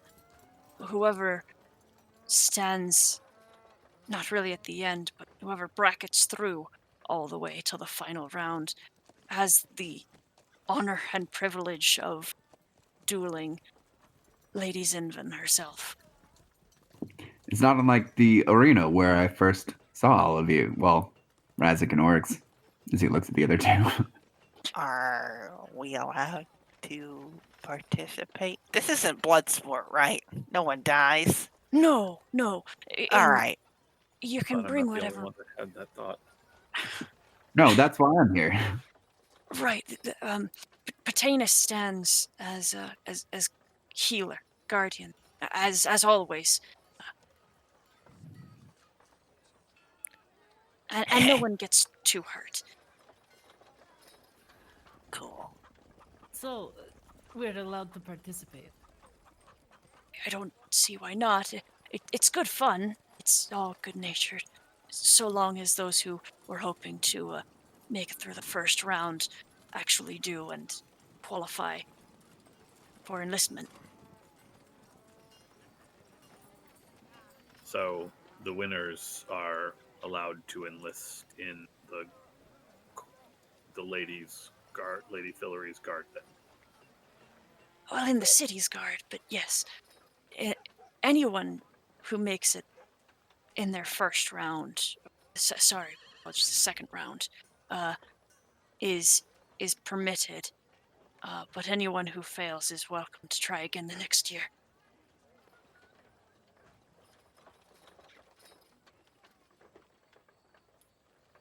The best and brightest get to go with the Royal Guard. That's what Abe's going for. It's a big honor.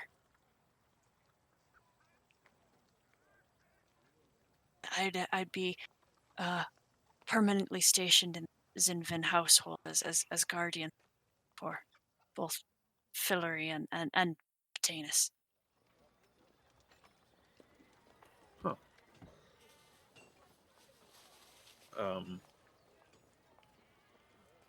Fascinating.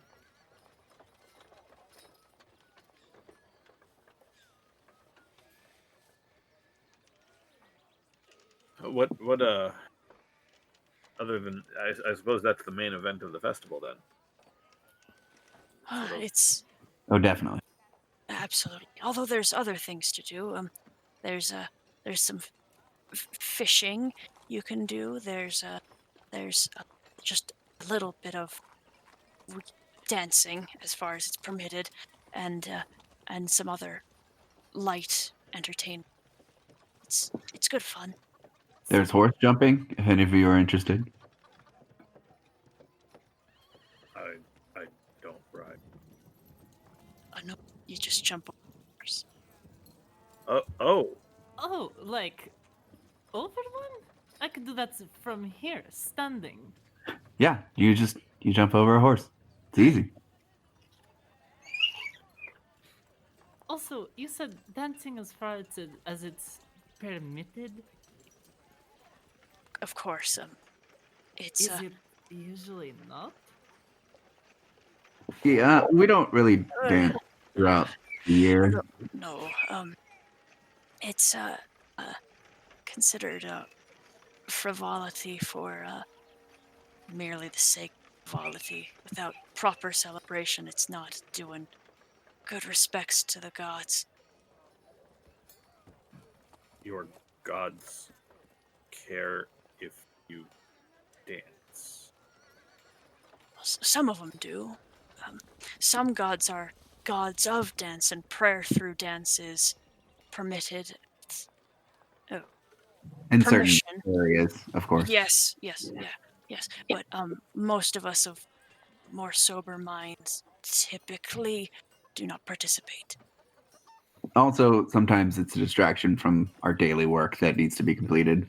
Right, yes. I think at this point, Rose's fucking mouth is hanging wide open in just like bewilderment.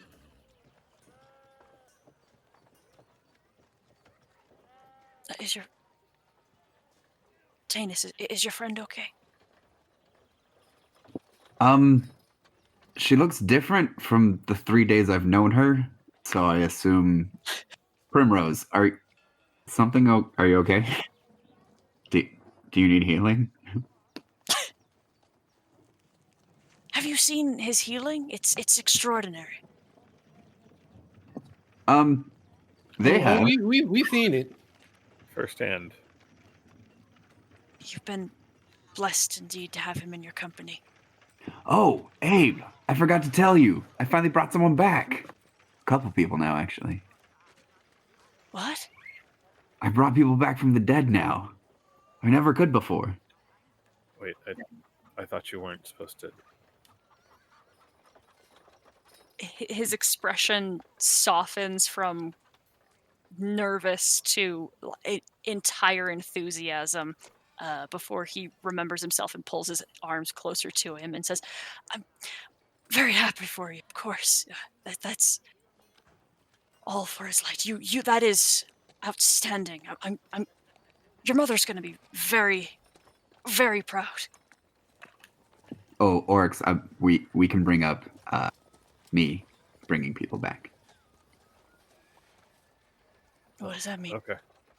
Yeah, No, yeah, or I- we can't talk about the other way around.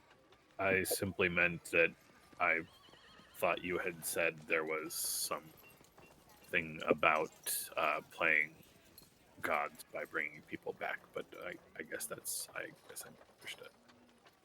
You can, as long as it is before their time, as the nature and the gods permit. If the gods have willed that Patanus put a soul back to its body, then that is their will. Yeah, Mother sees it okay as long as you do it through a god. To do it through your own power would be blasphemous because people are not supposed to be granted that kind of power without God. Not under your own power. Yes, I see. as long as it's permitted by the gods.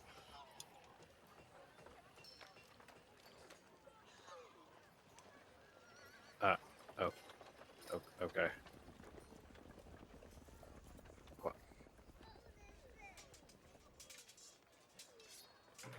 I'm sorry, Primrose. She'll look at Abe for a second and then back at Pete and just turn away. Sorry, Primrose. Back to you. Are you okay? Yes, of course. We came at a good time of year. She smiles at Abe and then at Pete and then nods like she's trying to change the subject. It really is sort of the... Shouldn't really pick a favorite. It is my favorite time of year. By the way, June, are you Primrose or just Rose? You can call me Rose, if that is easier. Everyone does. Oh, sorry, that was above board. She at one point says it in character. Yeah. Yeah, there it is. It's in character for the books. Well, I guess we could retire now. Abe takes you to the guest quarters of the Zinvin household, substantially smaller than Pete's. Are we in the same building? Yes. Okay. In the upstairs, and only just down the hall from where Pete's room is. Okay. If you need anything, I'll be in this hall. And he walks out the door. You have to excuse Abe. That's kind of... He's always been like that, except when he's around just me. We were best friends growing up. I think me leaving, I think he might have taken that kind of hard. You have a very lovely hometown.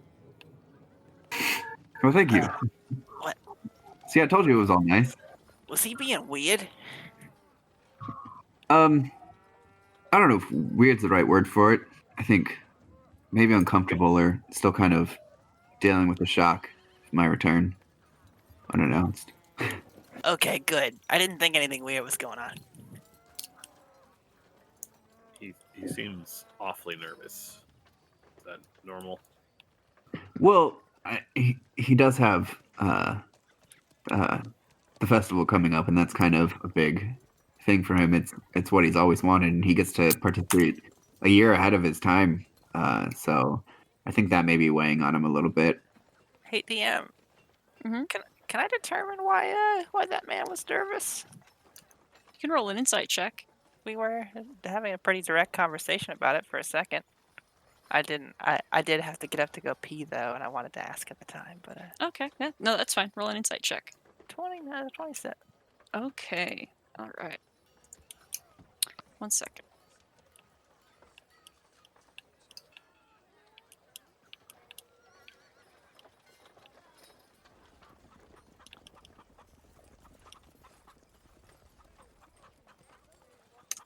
There you go.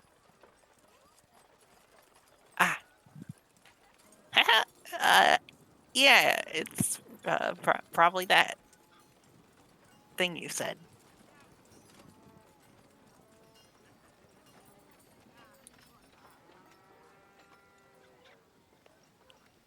Why is no one saying anything? No, it's yeah.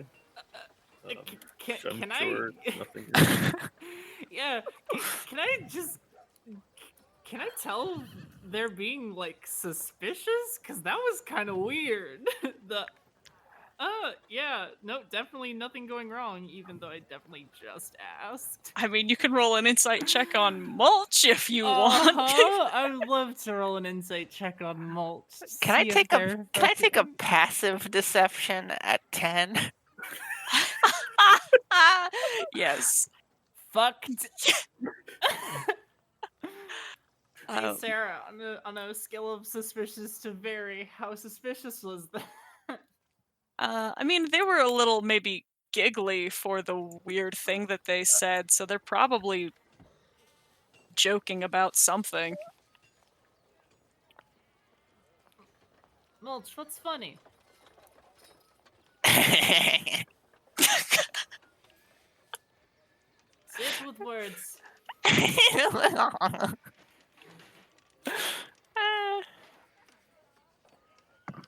I don't get it. Is there a joke? Me neither. a little bit. Then? Shit. Nah. He's in good spirits. Nah, that's fine.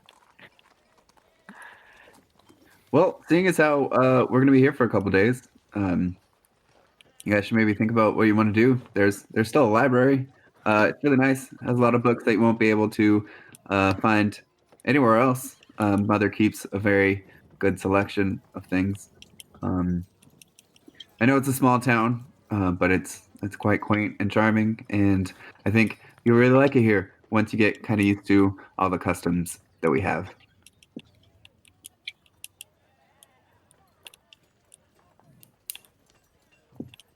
Okay, well, I'm gonna go to my room now. We'll see you in the morning, Pete. All right, sleep well, everyone. Oh, is there a bath somewhere? Most definitely. Definitely is. I gotta I- find the one closest to you guys. Because I would love. Rose is going to, after Pete leaves, and he tells her, she's just gonna be like, I'm gonna fucking watch this Shadowfell stink off me. Okay, it's just Felt it's just on the absolutely nasty.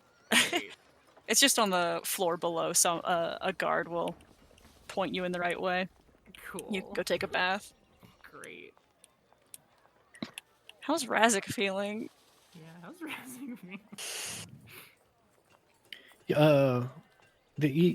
Pete said like 2 days, right? Yeah. Razik wraps 2 ribbons around his head. Yeah, I was gonna say, this is like the fucking Marty McFly. Those leather meme, straps the, come right "Wait, back I've out." seen this one. Yeah. That was good. Orcs is gonna wait about 3 minutes and then walk over to Pete's room and knock on the door. Okay. Yeah. Come in. Pete, can I talk to you for a second? And I will Oh say, yeah, of course. Pete will sit in his chair. I'm a little confused about something. If resurrection not by the gods is so frowned upon, why did you tell your mother about my coming back? I didn't say it in so many words. I just said that you were a saint, which is I knew something she would appreciate. Yeah, but as far as I'm aware, the gods had nothing to do with that. Which is something she doesn't know, and maybe something she doesn't have to know. Which makes me wonder why you mentioned anything in the first place. To put her at ease, since I've been away, she's of course worried very much. But if she knows that I'm in the company of a saint, I'm hoping that it kind of eases her worries. I see.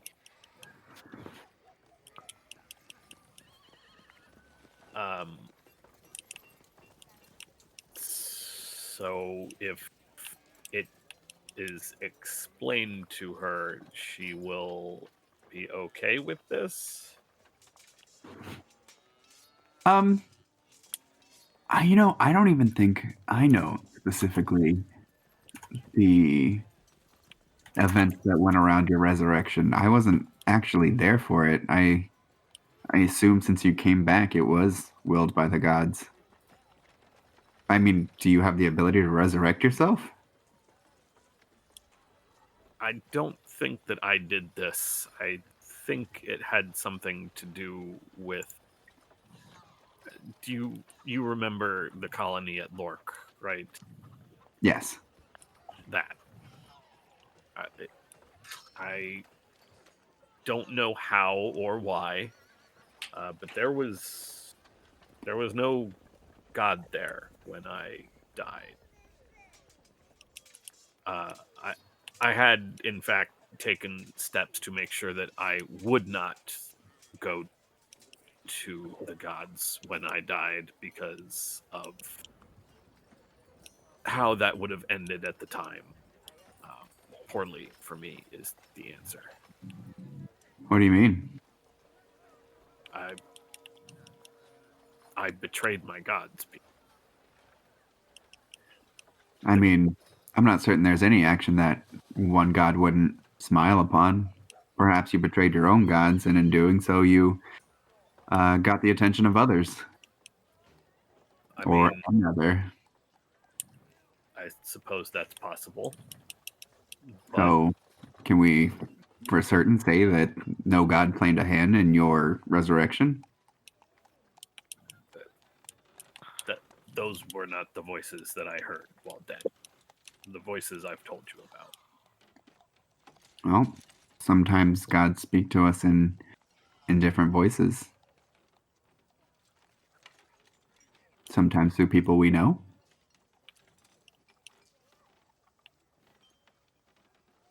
Could be.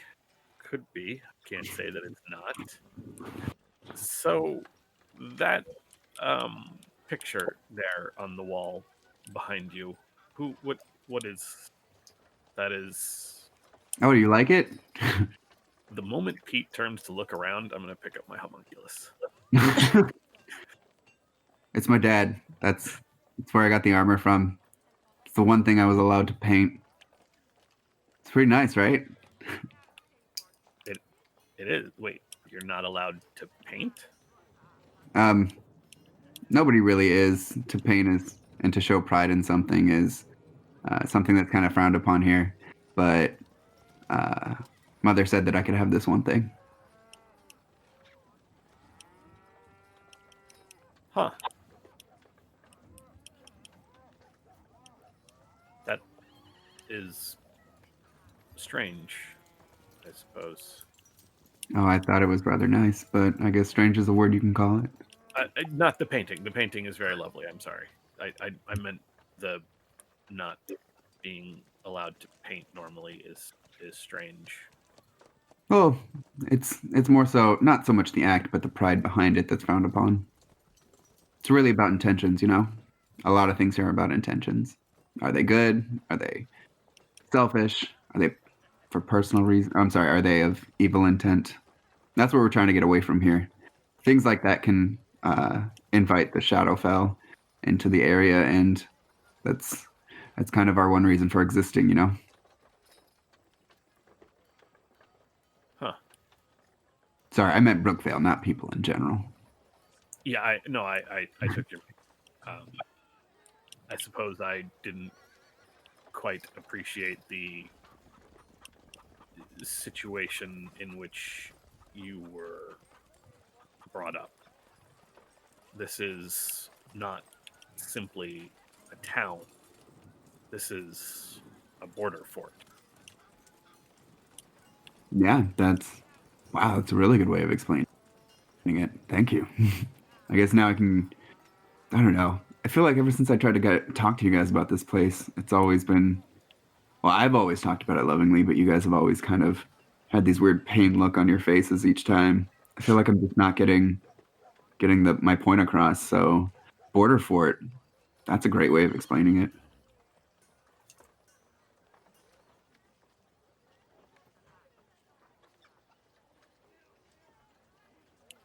It is.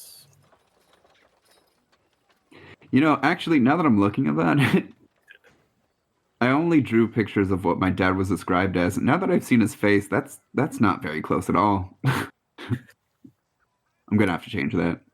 I wonder where I can find painting supplies here. I can make some for you, I think. Really? I think I have Billy, right? Yes.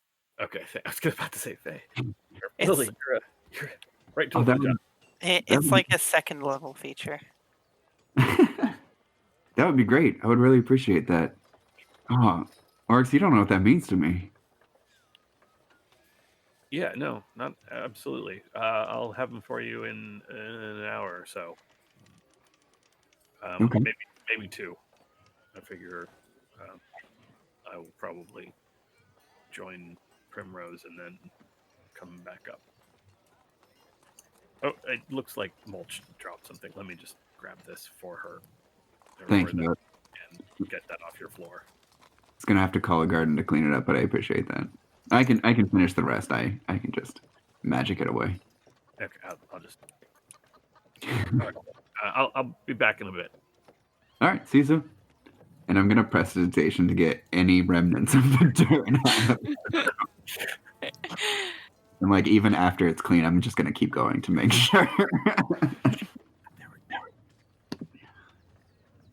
And I will tuck my homunculus back into my armor, and I will head back to the room, which I cannot get myself into for some reason. Oh, weird. There it goes. Like as soon as Pete leaves, I'm gonna get Primrose's attention. Hey, you were asking what I was snickering about earlier. Oh, yes.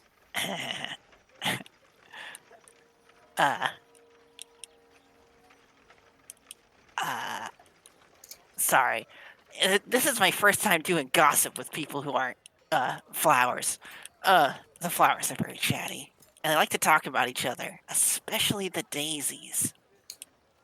I think it's a self-confidence thing. Anyway, that boy wants to smooch Pete. Primrose. Like real just- hard. Primrose just covers her mouth and starts smiling a little bit from her normal kind of like straight-faced expression. Mammalian mating habits are pretty universal. I'm surprised I didn't pick up on that. Gosh. Oh, goodness, that has to stay between us two. As Razik is standing. What that now?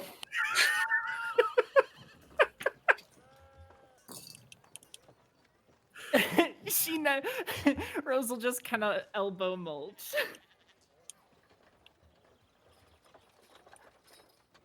Oh, hey, you're gonna go get clean, right? Oh, yes. Take me with you. Oh, we were going to go to the bath. Care to join us, Razik? No, that's all right. Are you sure? The water's probably pleasant. Are you sure? We've been encouraged to participate in tourism, which I'm to understand is just acting like the people here for a little while for fun. Okay. And I'll follow them.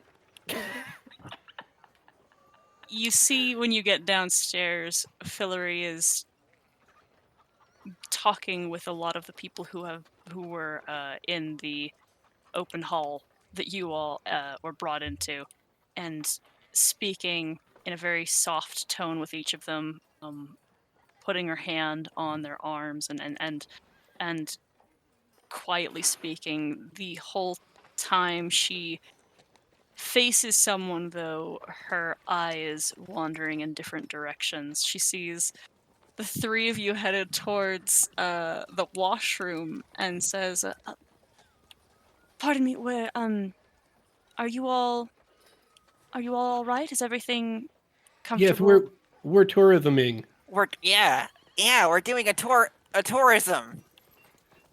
Primrose kind of just Where's- smacks her face. We're taking a bath. Or I am. I do not know what they are doing. Well, I naturally assume only one of you at a time. But you are welcome to the room if you'd like. Wonderful. Primrose will storm into the bathroom and shut Razik and Mulch out.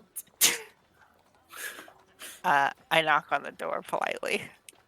Occupied. Yeah. But we're sightseeing. Yeah, it's tourism. We're viewing the culture of the natives. I've been told to culture behave of like the I live here. natives is to offer privacy in privy. Oh, okay. All right. I get it. So we stand out here patiently for fun?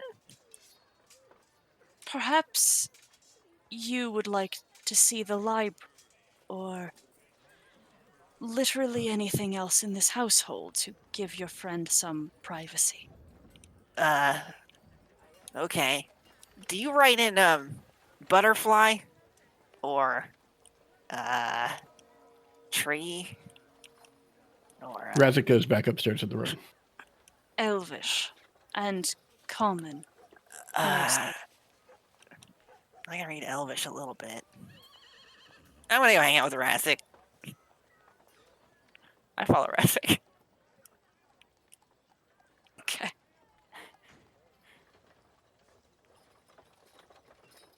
All right. Everybody bathes? Question mark at some point. Hey, He does. Mulch, I have your dirt. I have your friends, I mean. Oh, no, my friends aren't in there. They went to go hide. Speaking of which, we should go find them. Oh. Yeah, you yeah. I've got mine. But here if you need this for them to get in. Oh, no, why would I need that? That's not mine.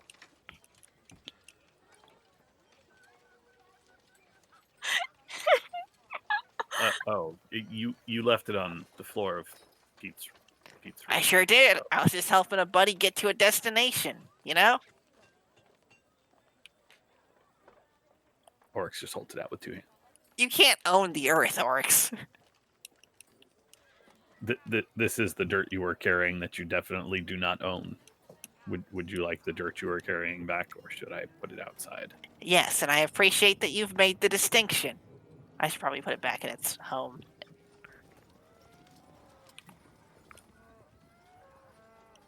Okay. Also, to be clear, Sarah, I'm not going to bathe. I was gonna try and branch into I have face spirits, and like the face spirit was trying to wash the shadow spell out. That was my intention for that scene. But instead, what I'm gonna do is I'm gonna go in there and just kind of play around in the space. in the bathroom. Yeah, just kind of get to know what's Have a going little on in there. have a little Paddington moment in the washroom. Yeah, try to understand Uh-huh. what this wonderful place is and why no one else is allowed in here when there's one person. There's very fragrant soaps, but other than that, it's utilitarian to a T. I'd like to take one. Uh-huh. Cool. We'll take our 15-minute break and continue this madness at past. Okay, everybody. We're back. Mulch is stealing soap. Is there anything else of note that is happening? What time of day is it? It's like noon. A little afternoon. It's still early in the day. Okay. I'm not being covert. I am going to walk out of the bathroom into the main area, eating the soap, and I'm going to start calling Ollie Oxenfree because I can't find my aunt buddies. Fillory sees you eating soap, and it immediately comes to your side to put her hand on you, and the kind of weird taste in your mouth that kind of felt like it was maybe going to turn your stomach a little bit. You are a goblin, but like probably still upset you a little bit. It just eases. Oh, thank you. You're probably a little less clean now. I don't know if you care. It does it. Well, she dusts her hands off, and the grime disappears. It's all right.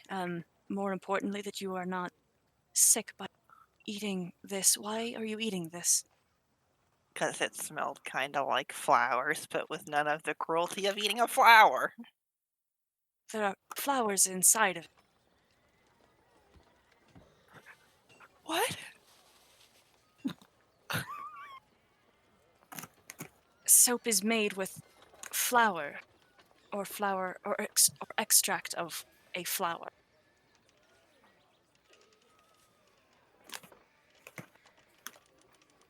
Are you all right, child? I'll be fine. Here. She goes to a table, and there is a decanter that she pours from, a very clear and soft liquid, and she holds the glass out to you. Thank you. I put the soap in the liquid, and then I just kind of look at it sad. Drink it. Oh, okay. I'm gonna drink it, I guess. The water is cold, but it hits your stomach and swells with warmth, and you are under the effect of calm emotion spell. You are still remembering how upset you are about what just happened and this weird betrayal, but you're at ease. Yeah. Why do you put flowers in soap? So it smells nice. Huh. So that you smell nice. Huh. Huh. Yeah, I guess that checks out. Are you all right? Do you need some help getting back upstairs?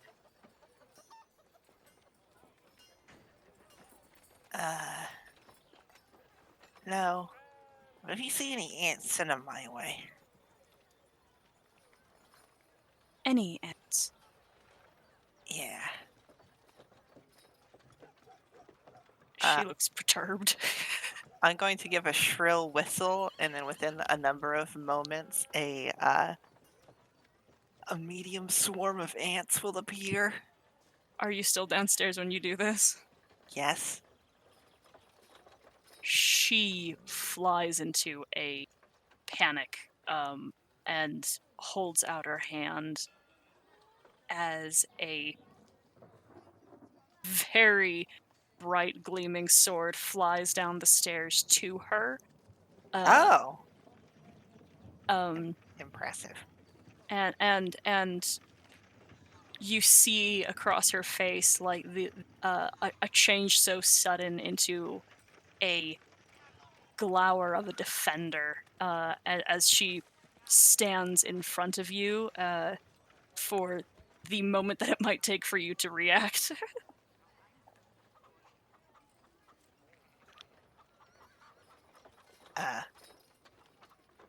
You alright? Yeah. No. And the sword, her sword arm lowers as these ants amass to you and like start crawling on you and your feet. Yeah. I put my arms down to the ground so they can crawl onto my hands. All right. Well, I mean, these aren't like ants. Yes, they're spirits. I see them. Okay, great, good. So don't kill any if you find it. All right. Yes. My apologies.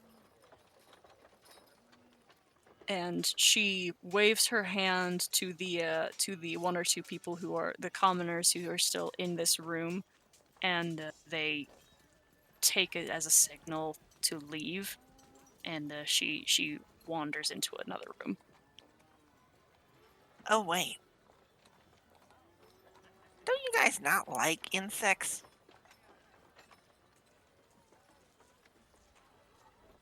They Yeah. should not be in a house. Okay, They are not point taken. insects. So will be respected as you and your friend are upon entering my household. I appreciate that, but I want to be accommodating. So I start whispering to my hands, and the ants begin to morph and like bloat and change until they are little tiny twig blights. Oh my god. It's just a lot of them. That was a gruesome way to say that they changed, but I get it. Hmm. Also, how is this better? Well, they're not ants, so They're not insects. They're Step up. plants. They're also outside creatures. They're also fey, and Fillory can see that. They're not they are not true bugs. They are not a sign of filth. Says you. Well, they are, but not in a way that she will acknowledge. All right. Well, time to go find my friends. You go back As upstairs. Pete witnesses a rush of an upsetting number of ants just leaving his room. There's a scream heard down the hall. God. Absolutely. He Abe will try to runs to stomp your out- door. He will stomp out as many as possible on their way out.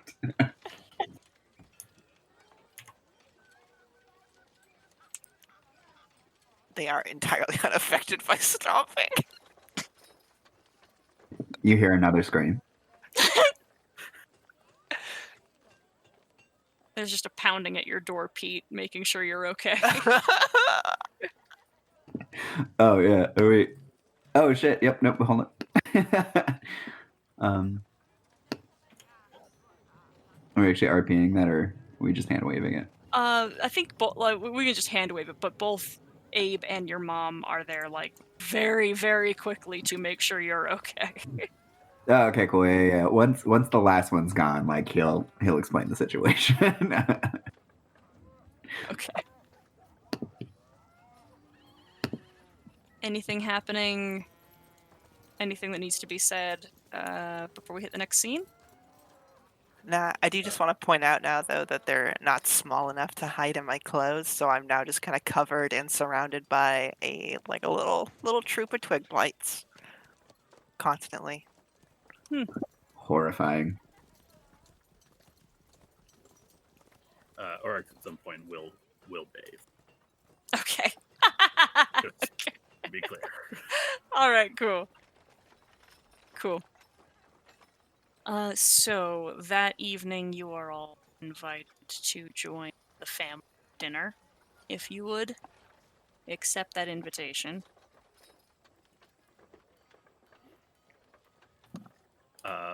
Sure.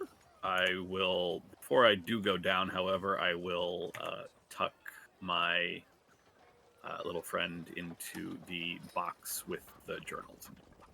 Tell him to wait. I'll be back when this is done. I need you to wait now. Get a little salute. And you are taken to a dining room where there is mostly, again, still some plain furniture, and there is a long table and a shelf that is filled with what looks like ledgers and documents, perhaps pertaining to facilitation of the city. And then a chair at the head of the table that has a little bit more of a, what's the word? It looks nicer than the other furniture. It still looks like it is handcrafted, and it is painted and inlaid stones, but it is no masterwork. And that is a chair that Fillory sits at. She is still in partial armor. And you all sit, and she offers each of you a glass of this of that clear liquid that Mulch had earlier. And she says, not Pete, of course. And she says, I'd like to thank you all for returning my son to me. And she puts a hand on Pete's hand and squeezes it very tightly. Patanus is truly the only family I have left, and it's by the grace of the gods that he is here and whole. And I am whole. I cannot put to words what you have done. How great a debt I owe to all of you for protecting him.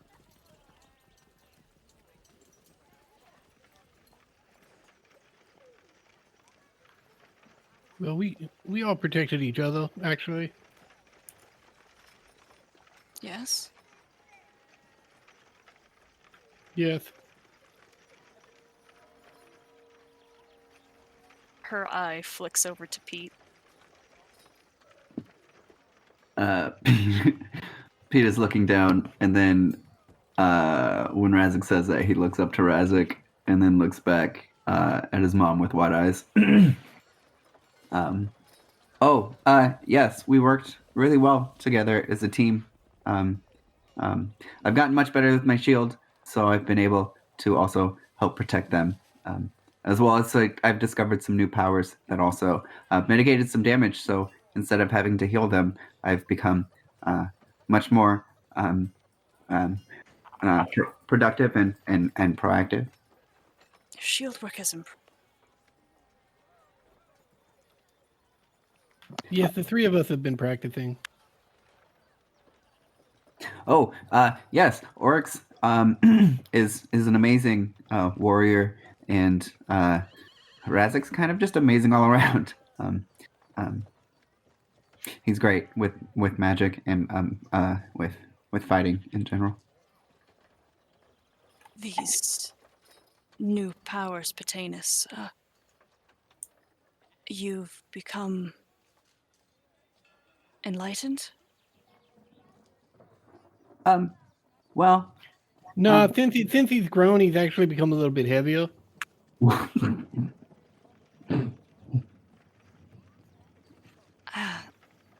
My apologies. I meant inspired.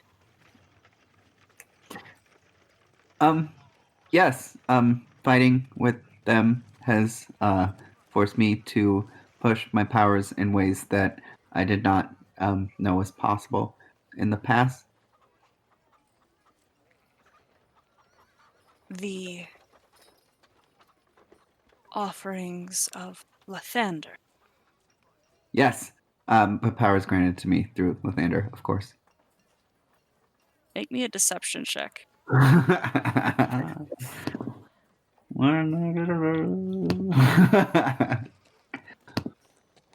No. You feel her hand and her grip on yours tighten, and it hurts.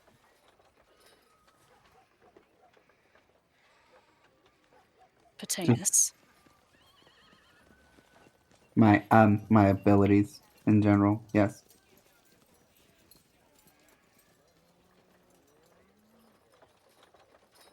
By what gift? The gift that I was born with. You feel her grip relax.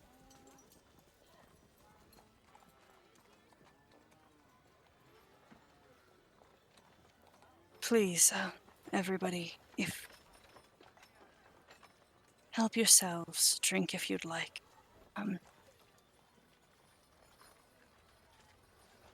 I'm hoping that tomorrow we might begin the festival. Seeing as you're here now. That's that's partly why I returned. I wanted to make sure that I was here for the festival, because I know I have a very important part in it, and I wouldn't want to miss that. You returned for your own glory. No, for the village.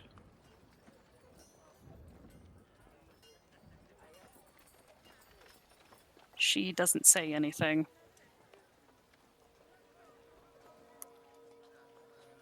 Pete, how are you feeling? Slightly embarrassed. um, excited for the future, for people to see, for the team to see this place is not what I believe they've judged it as, but to see like the good portions of this, and then of course a little, just like slightly afraid. Of? His mother, and her being angry, and of course to an extent too, he's hiding something. So the prospect of her finding out, or him potentially having to lie again, because he does not particularly enjoy lying. How's everybody else doing? Does everybody else drink? I was going to ask that question as well.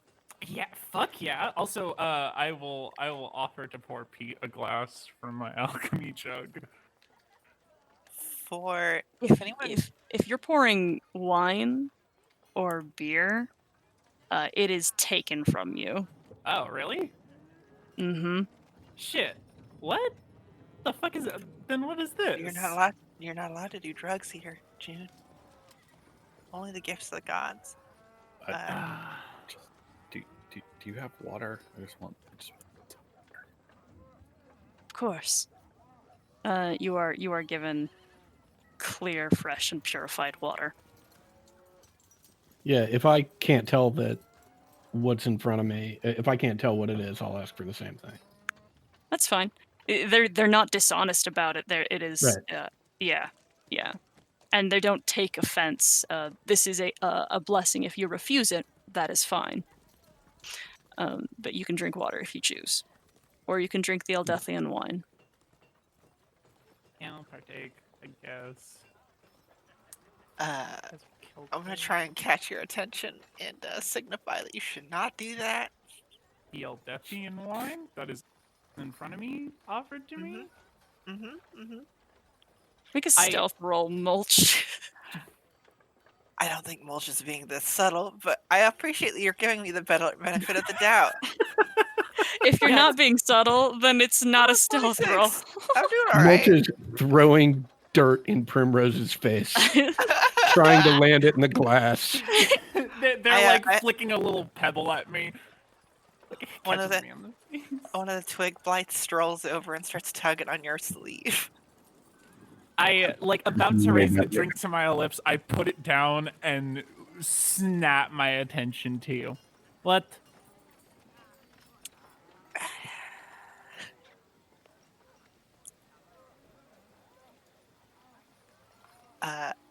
You feel a gaze upon you. Two gazes.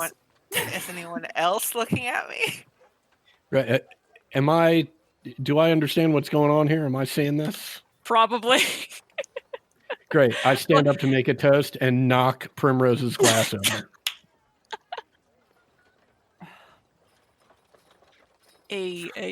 Someone comes in and immediately begins cleaning up and puts a new cup in front of you. I'm very clumsy. Sorry. I will pick up the glass and kind of like I will toast the person and thank the person who gave it to me, and I will hold it now. I shrug at Mulch. I shrug back.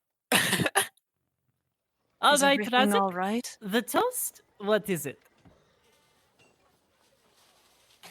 Good food, good meat, good Lord, let's eat.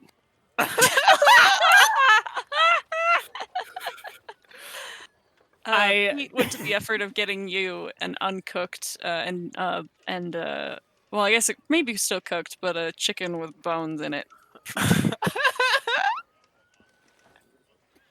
I crunch through it slowly. Mmm. Savor every bite. Yeah. Yum. S- so after the toast, I'm going to turn back to Mulch and say, "You wanted to tell me something. What is it?"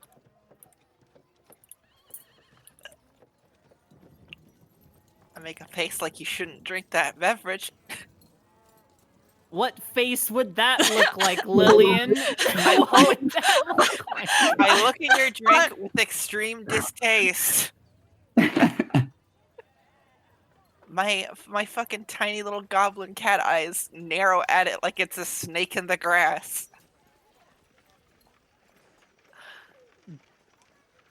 I will sniff the wine.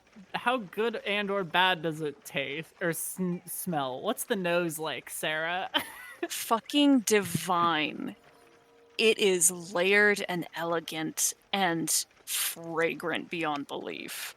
Yeah, dude, that shit's getting knocked straight the fuck back. Right. Or rather, like, just like very gulped in one go, but a very long, meaningful gulp. Enjoying every bit of it. Not just gonna like take a shot of it. I lose It's- investment in this situation the second it touches her lips.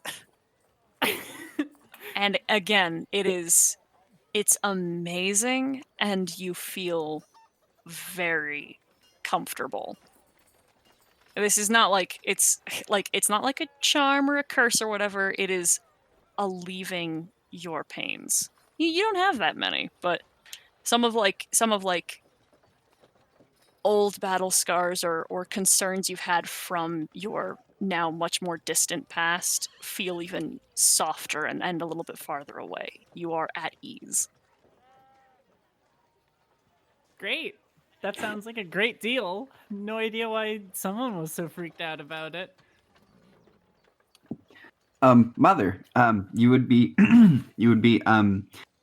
pleased to hear Oryx, not unlike you, started a small settlement of refugees that she saved specifically. Oryx, did you want to tell Mother more about that?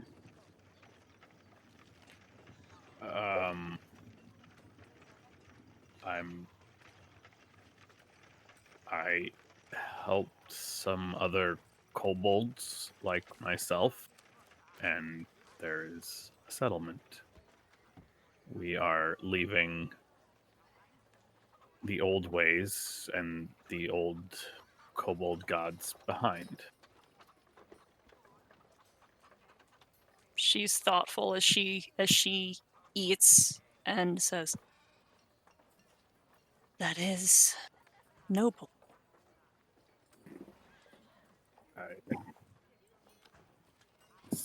Oryx is being too humble. Oryx slayed dragons in order to free some of these kobolds. You can never be too humble, Patanus. You're right, Mother. But that is a feat of great strength and power. It's nothing I've done on my own. I've always had assistance. It is... I know many see it as such a mighty feat, but the first resulted in many deaths of my cons. The second resulted in my own death. So I never feel as though they are the amazing accomplishment that so many seem to believe them to be. They were done, and many of my people are now free of their influence, and the people of Daggerford have been helped.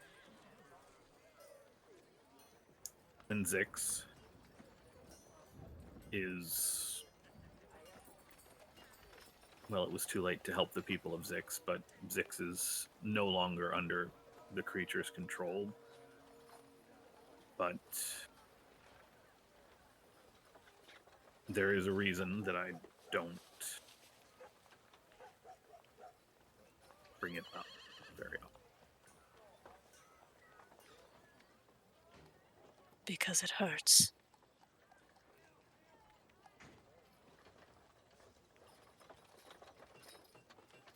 You do not feel as if you have succeeded.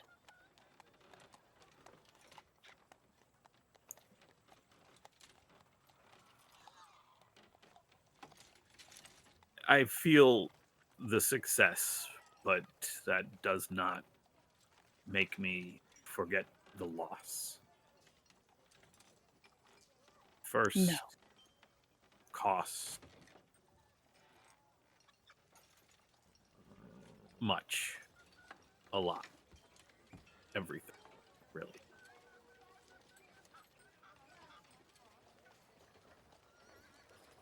And it is not something that... It is not a price people think of. They hear... I had a friend who ceased adventuring recently who thinks of the stories, and the stories never tell you the price.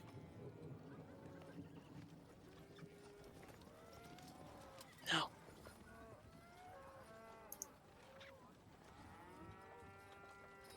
But yes, several dragons.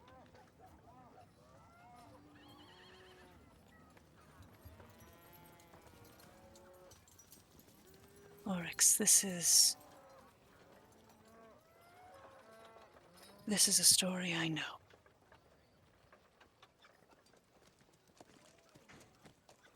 If you wish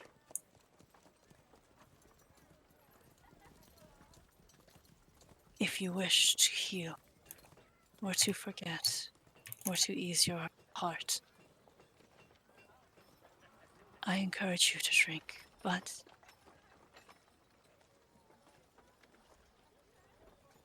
I understand why you would not. More than most.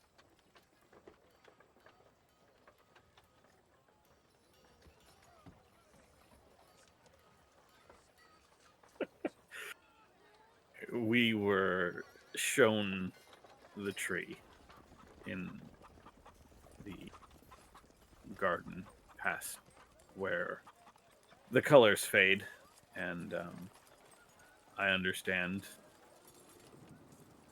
why some might see its effects as a blessing, but you're right.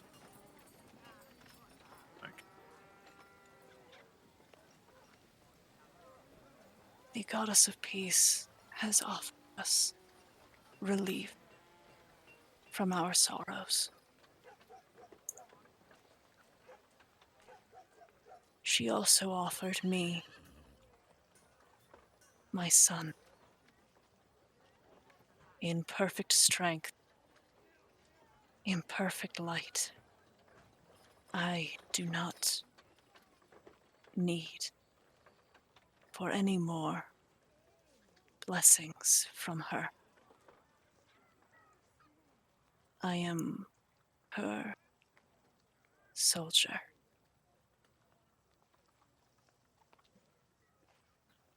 I'm sorry. What do you mean she offered you your son?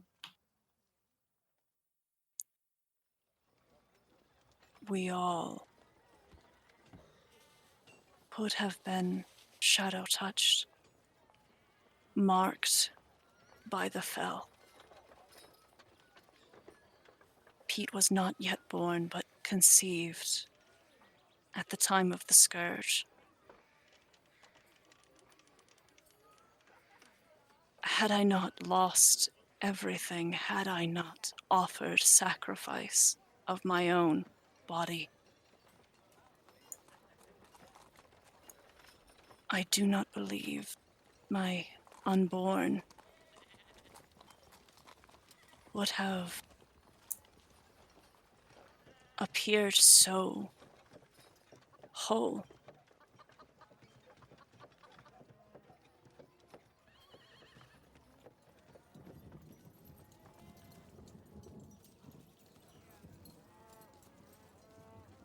I know this to be true. So the offer wasn't so much explicit as it was implied.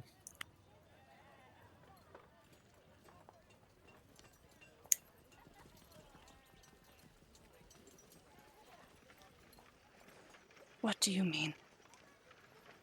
I mean, no one came to you and said, "Give me your eye, then I will make sure your son's healthy."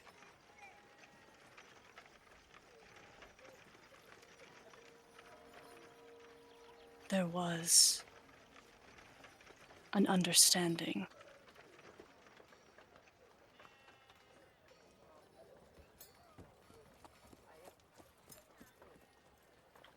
I'll look around the table at everyone for any semblance that anyone else understands what that means. Damn, I'm real sad that fucking there's not a warlock in here who understands exactly what that means. Right. And assuming that the answer is no, I'll just say, "Yeah, I'm sorry, I don't know what that means." Something moved within my spirit, told me that after all I had already lost, there was more yet to prove. More trust I must extend. And I did. And the kind, beloved people of Brookfield, after, guided me while I could not see,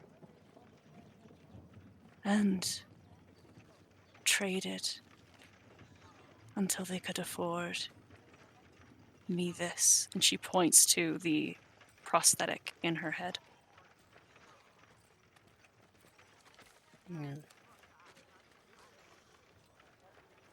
Yeah, that's very impressive. If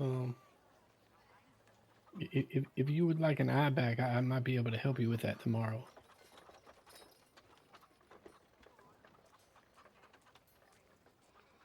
I shall ask if I am worthy enough to receive such a blessing. But again, you have returned Patanus, and he is worth all the sight that I could be given, and my very heart and soul. Well, I mean, he's the one who suggested we come back, and you don't have to ask. I'm telling you that I think I can help you get your eye back. I just can't do it till tomorrow because I'm going to need some time to get the magic prepared. So you don't need to ask. I can do it. Speaking of impressive, Razik is able to turn into these wonderful creatures, and he held off a small army of mind flayers all on his own. Razik, why don't you talk about that more? So that's why you smell like that. Illithid. Yes, we fought many Illithid. It's not the first time either. They're very dangerous. They are. Creatures of far realms. I also believe that there may have been a beholder of some sort there as well. Oh yeah, there were several. So if you would like to talk more about that, Razik? Yeah, we the three of us have fought many things together. We have just ourselves met a Primrose and Mulch, but a very dear friend has assured us that they will be assets to this little traveling group, and so I trust her. But Oryx and Pete and myself, we have fought many things together and had each other's backs and faced many perils. Um, Oryx with his might, and Pete with his healing powers, and me with my random assortment of nature magics and whatnot. Nature magics. Yeah, that's right. I am very in tune with the spark of life, and can channel that in many different ways. Really? How came you by this intuition? Well, I spent very much time in the woods, and at one point, I after some well, let's just call it some misunderstandings, I found myself in the care of a circle of druids, and they helped me get in touch with the spark of life, and after some initial training, I ventured out on my own, and through my own observations and experimentations, I learned more and more, and eventually met up, well, with a group of adventurers, none of whom are here at this table, but which led to a series of events that found me in the company of Pete and Oryx. Speaking of Rose and Mulch, we know so little about you. Maybe you'd like to regale us with a tale that you have done, or feats you have achieved on your adventures before you met us. Yes, the fey touched of your number. No, Faye's not here. I think she means me. You, and she nods her head towards Mulch. Sorry, Faye is an adventurer that was with us. That was the misunderstanding. Rose, you were speaking. Oh no, I'm sure Mulch has much more to say. She just kind of sits back, sipping the rest of her drink, and just looks at Mulch and smiles and waits for them to talk. What do you mean? Perhaps you. Certainly you didn't start adventuring with us, did you? Oh, sorry, wasn't talking to you. What do you mean, Primrose? What do you mean, what do I mean? Aren't you some kind of like hotshot or something? I am, but I'm also curious about how you are also fate touched. This one, she kind of raises her cup to Pete's mom, can tell. I can. Can't even recognize your own kind when you see him, huh? Must be blinder than a. I look at the head of the table. And you see the eye just focused on you. Sorry. Anyway,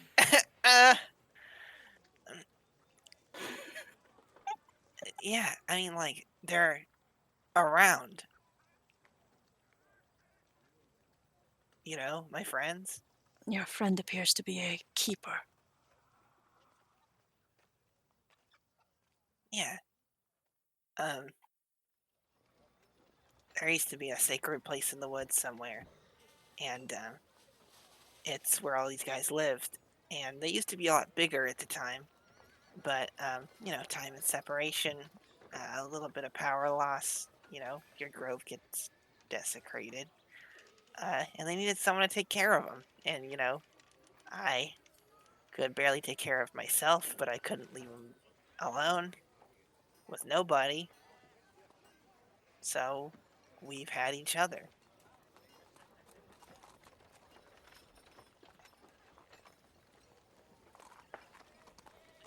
Uh, it's I don't know. I mean, like, I work for the Enclave, so most of what I do is, well, varied, I guess, but it all has a similar theme. I go somewhere with my friends, and we solve problems for the Enclave, prevent the destruction of nature, or ensure that, wildfires spread at the correct rate, or, you know, try to help people out of natural disaster areas, or uh, stop poaching efforts. I mean, it's not particularly interesting work, I've been told, but I like it a lot. And noble. Thank you. It is still important work. The earth is one of the few gods that walks among us. I've never thought of it that way.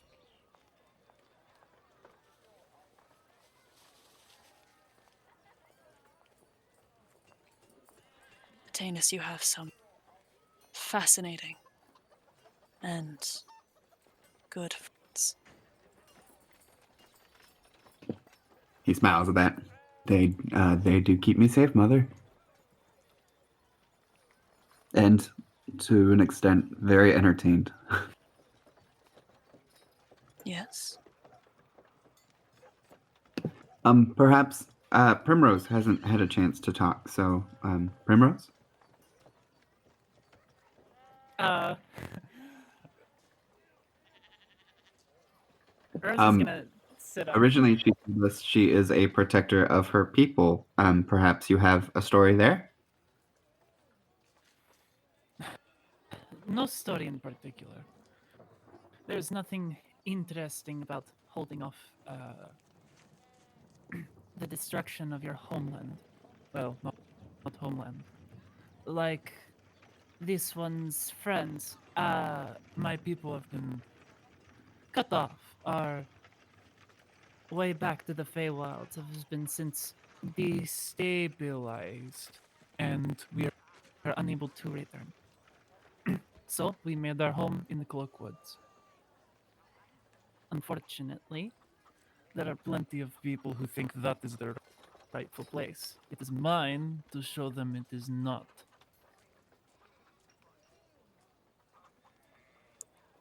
She has a very slight smile. It is And a so- bold heart. That's what I've been told. But I do not feel bold hiding. I do not feel bold sitting there, breaking their invasions. Our enemy is not brave. They are conniving and weak-willed. But they are... do not stop. So I figured it would be better to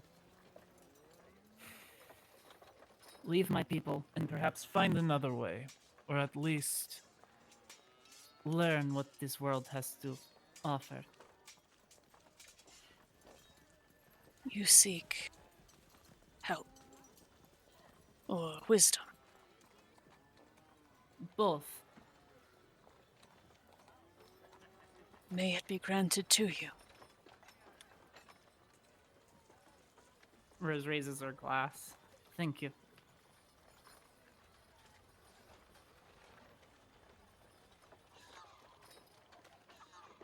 I think with that, dinner eventually ends, and you are excused. Pete, your mother does not release a grip on your hand as dishes are cleared away, and the others are asked to leave.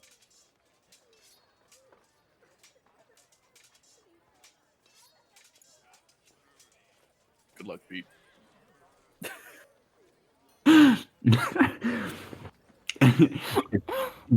You actually say that? No. It's like, No, oh, this is all of us in chat collectively pressing F for them to please. Oryx will actually salute on the way out and then head upstairs. She returns. She returns the salute. As you all go. Actually, can I just go out the front door? Are we on the ground level? Yeah, you can go out the front door. Yeah. Are these all windows here? They are. I'm going to go out with Oryx. Okay. You can do that. Yeah, sure. I'll follow them out. Might as well. All right. There are a couple of guards that are standing at the door that nod to you as you pass. Are you guys going to the window? I'm going to walk just far enough that I'm out of sight of anyone, as far as I can tell, and I am going to turn into an eagle, and I am going to go back to that window. All right. I mean, I'll sit in the dark and use my, so not like I'm going to perch right on the windowsill, particularly after we just told them that I can assume many forms. In the room, Pete, your mother asks one of the servants to close the drapes as they are leaving, and they do so, and then leave for the kitchen, and she asks. I karate kick one of the windows in frustration and fly off. Asks that there be some privacy for a moment. Pete And- jumps, kicking in the window. She still holds your wrist, and she says, "You say you left to help others." Yes, mother. And you did not think I approved. Yes, mother. Why? You never want me to go very far. I can only imagine what you would think if I went to a town that was very far away or went even further than that. Tanis, you are the only thing I have that has ever been any signal to me. Anything I have ever done has been valuable. That has been right. To lose you is to take away that one thing. One thing. Not the only thing. You have this town and the town's people, and you do a lot of good things, and not the only thing. And how am I supposed to live up to you and Dad when I stay in this small town and I don't help people. Not at least at the scale that I know that I can. I had to prove that. And I did.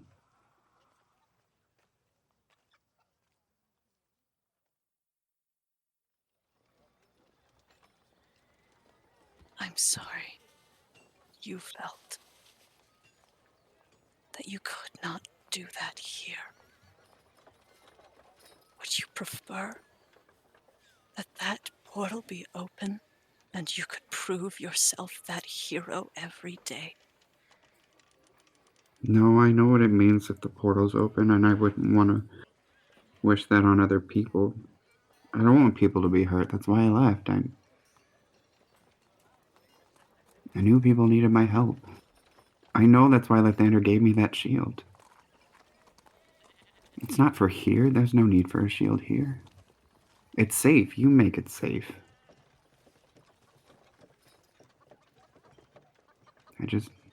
I thought I could be somebody. Make me a persuasion check.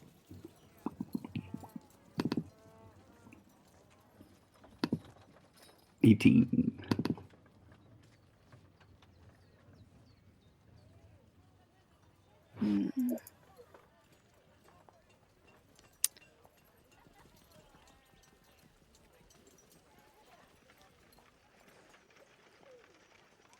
Very well.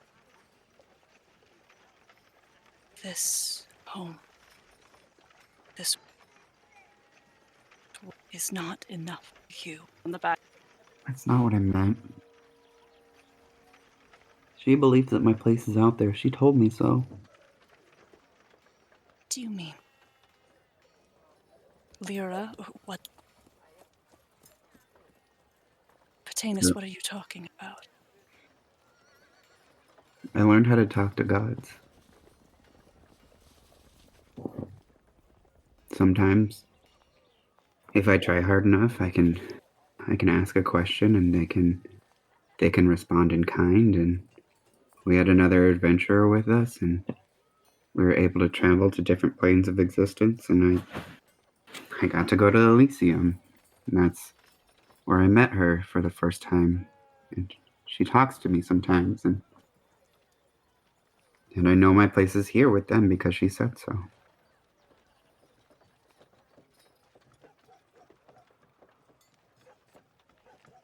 Her fingers pull themselves from your wrist and withdraw. And she puts her face in her hands.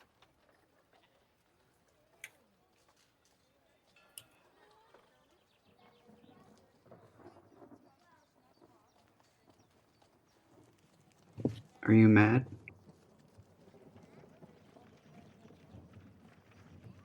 Go.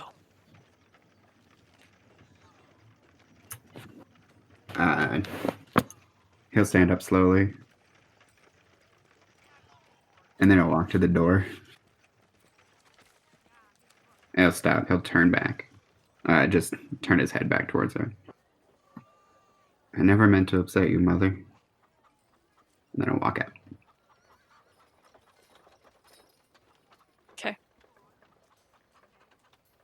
He will head to his room. Uh-huh. Everybody else outside?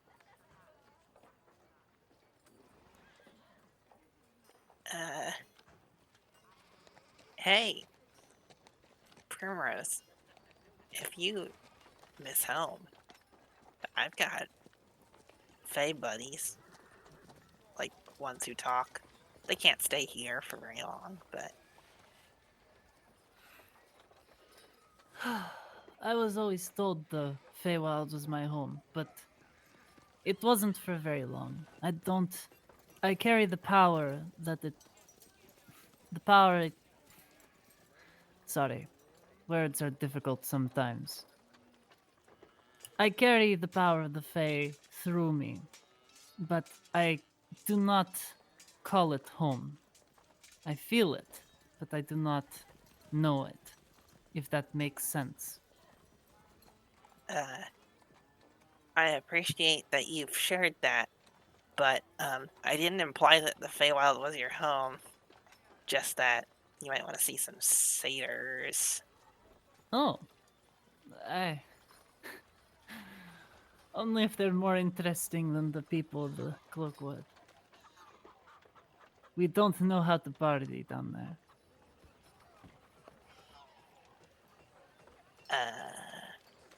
Hard to say. I've never been there.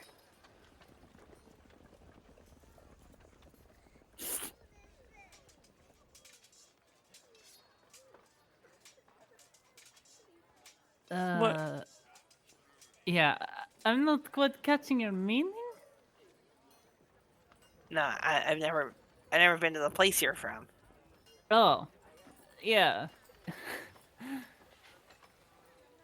Okay.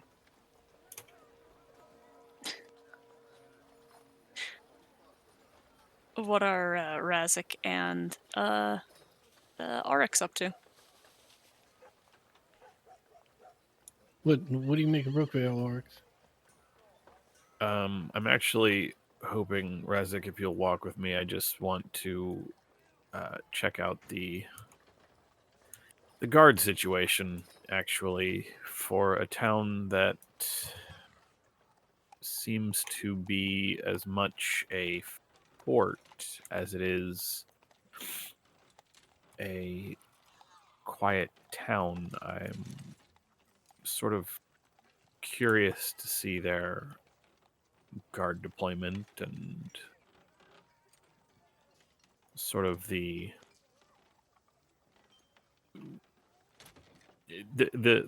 defenses and the protections that they've set for themselves. I'll be happy to walk with you. And I'm kind of hoping as I can walk that I can just kind of not necessarily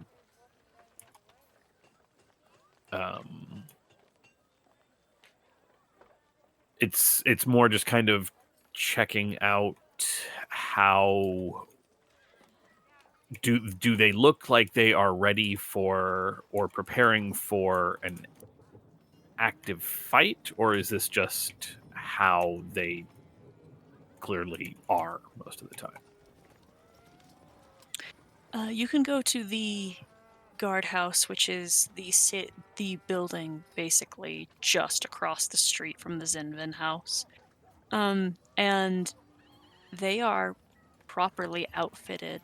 It would appear that you've seen a lot of people here in like plain clothes, and the buildings and everything are not like well invested property and well, what's the word? Like extravagant in any way, but the armaments here are of fine quality. The soldiers are outfitted unlike even most of the guards of like Daggerford that you saw. Almost everyone has a blade, which is a very expensive investment, and many are wearing proper plates, half plate, if anything. Only those who seem a little on the smaller side appear to be wearing leathers at all. They are not only within the guardhouse, but everyone at the borders, everyone who patrols the streets, and those who are off to swap guard duty, guard shifts at the tree, are all immaculately in order. So this definitely looks as much like an active military base as it does a town. Like probably more like a base than an actual just town. Correct. And even though there's a festival coming up, it doesn't look like that there is any sort of there's been no actual like relaxing of their forces. They're not trying to hide that this is, for all intents and purposes, a fort and not a town. Absolutely. Okay. They evidently take pride in their diligence. as much as they take pride in anything.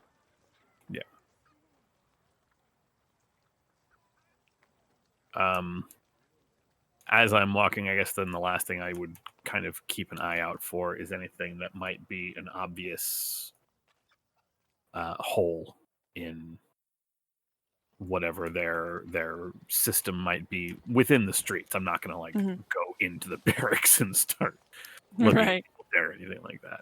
Oh, why don't you roll me an investigation check? Investigation. Not that. That's okay. 21. Okay. You notice a couple of things. One, you notice that near sundown, people seem to be very hurriedly returning to their homes, but as if rushed. But there are a couple of instances you hear of the guards reporting that the Dawnbringer has returned and curfew has been lifted. However, all that does is slow their pace. People still move very quickly. You also notice that many of these guards, even though you have a bit of a skewed concept of aging, many of the guards appear much younger. They appear closer to Pete's age when you first met him. So there are a lot of very young but still somehow very disciplined guards walking around. Do they look like they're moving with like actual practiced discipline, as in they have had some actual battle experience, or are these people who are most of what they are doing is training, but like kind of more bookish training than actual like experience, is I guess what I'm trying to get at. The younger ones, yes. The couple of people who appear to be older, who look as if they would be more likely from Fillory's generation, they are sharp. There are veterans among the ranks still, but the younger folk absolutely just practiced and ordered. Does the population ranges or the age ranges of the guards, does that match the age ranges of the town? Yes. Like, is the town just a lot of young people with very few old people in it? Yes. Yeah, there's more, there are more of a younger generation, and if you're looking, you see that the shadow touched, as they've been mentioned, there tends to be more of them in the older generation. Mm-hmm.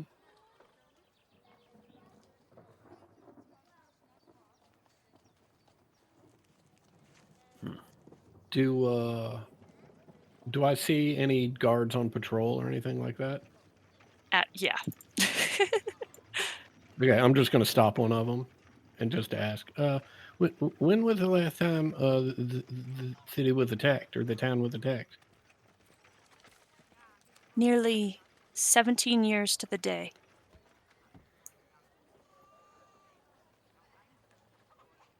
Got it. Thank you. It's not I'll relay that information to Orrick. Something is not adding up here, Razik. No, not at all. Where's all the money coming from? These are expensive things I have learned since being in Waterdeep.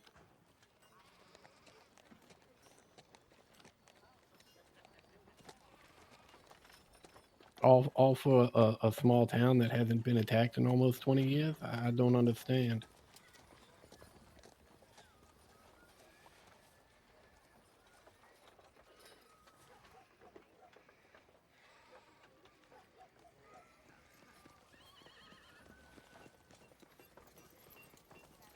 Anything else the two of you do? I guess just kind of walk around a bit longer and then head back. As it gets darker, one of the guards who is on the corner politely indicates that it would be wise to be headed home, although they inform you curfew has been lifted. Why do you normally have curfew, if you don't mind my asking? Without the Dongbringer here, there was fear an invasion might come, and those who were out in the streets would be the first to be slain. So the curfew is simply for the non-combatants, Correct. your Yes. farmers. I see. And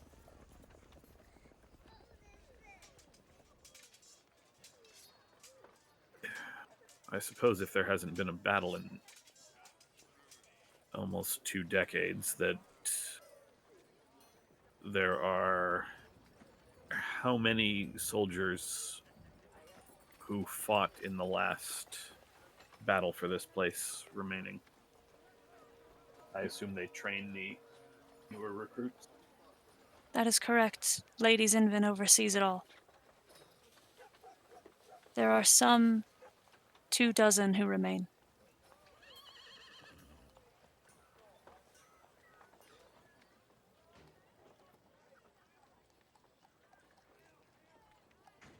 Sorry, I was blowing my nose.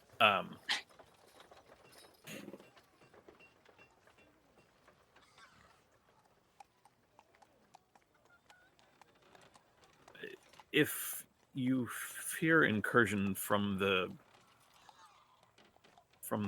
Shadowfell, I assume, as happened the first time, the place where the Shadowfell touches this world, where the tree is,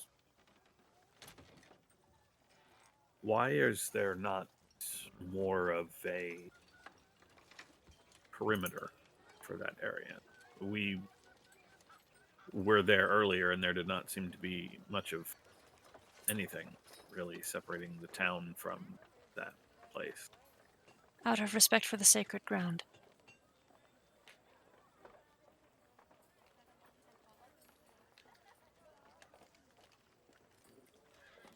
Decision also made by Lady Zinvin. Decision come to by the company. The The company? company. They nod. The army. Oh, you mean Lady Zinvin and the initial defenders of this place? They nod.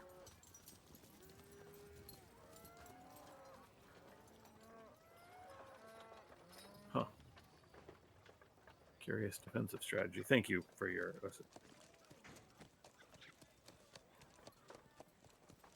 I will keep walking. I want to deliver all my questions to one person. It seems a little sketchy. I mean, we can. That's fair. You can. Oh no, I'm continue also out of questioning. questions. But if I had, okay. Oryx would not want Okay. grill one poor guard. Okay.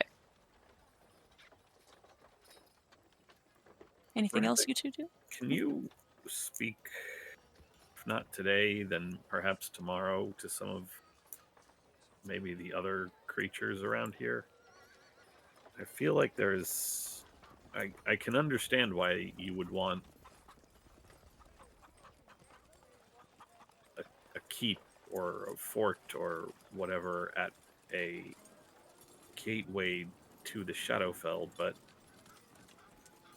this doesn't So seem.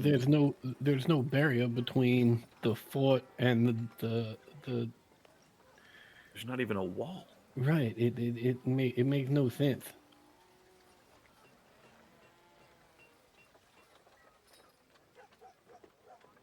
Miss Sinvin did mention some sort of deal was struck, so maybe that will explain it. I don't know. I might see if I can use their library she mentioned before.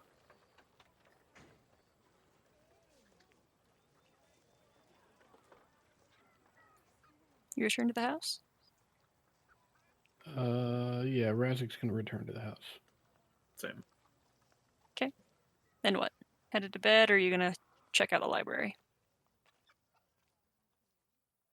Yeah, I will check out the library. Do we just see guards, or is Lady Zinvin still? She's been down here in the foyer for a while, so. She actually is leaving the dining room when you come through. Her eyes are puffy, and like she has a running nose. But as soon as she sees you, she tries very hastily to clear her expression. She says, "I hope you've all had a pleasant day here so far. I hope tomorrow is to your satisfaction. I know we're not much here, and if you're from a bigger city, then cannot imagine that it will half of what you might expect from something like Waterdeep."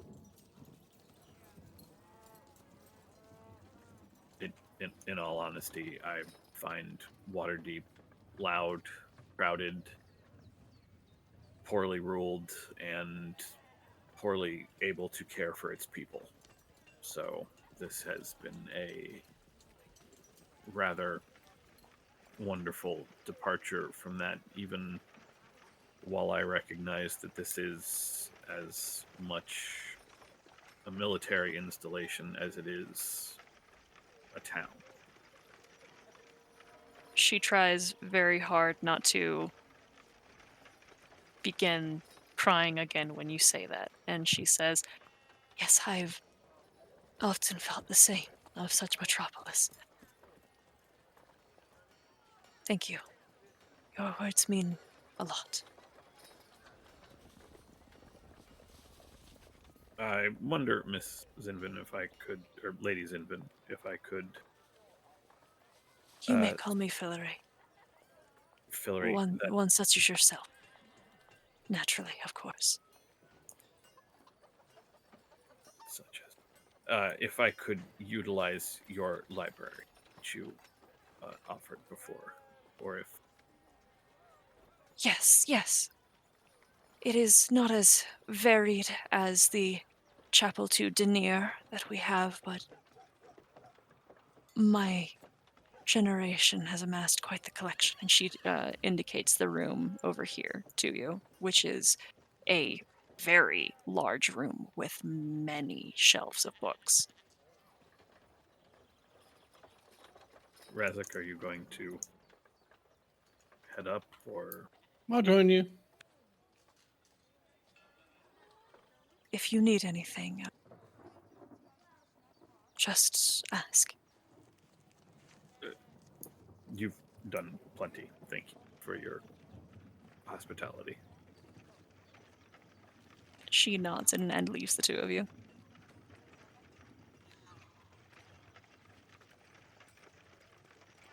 What you looking for? I will, I guess, use the folder provided by Query, and I'm going to just try to find anything on Ascension of Mortal Beings. Oh boy. Roll me an investigation check with advantage.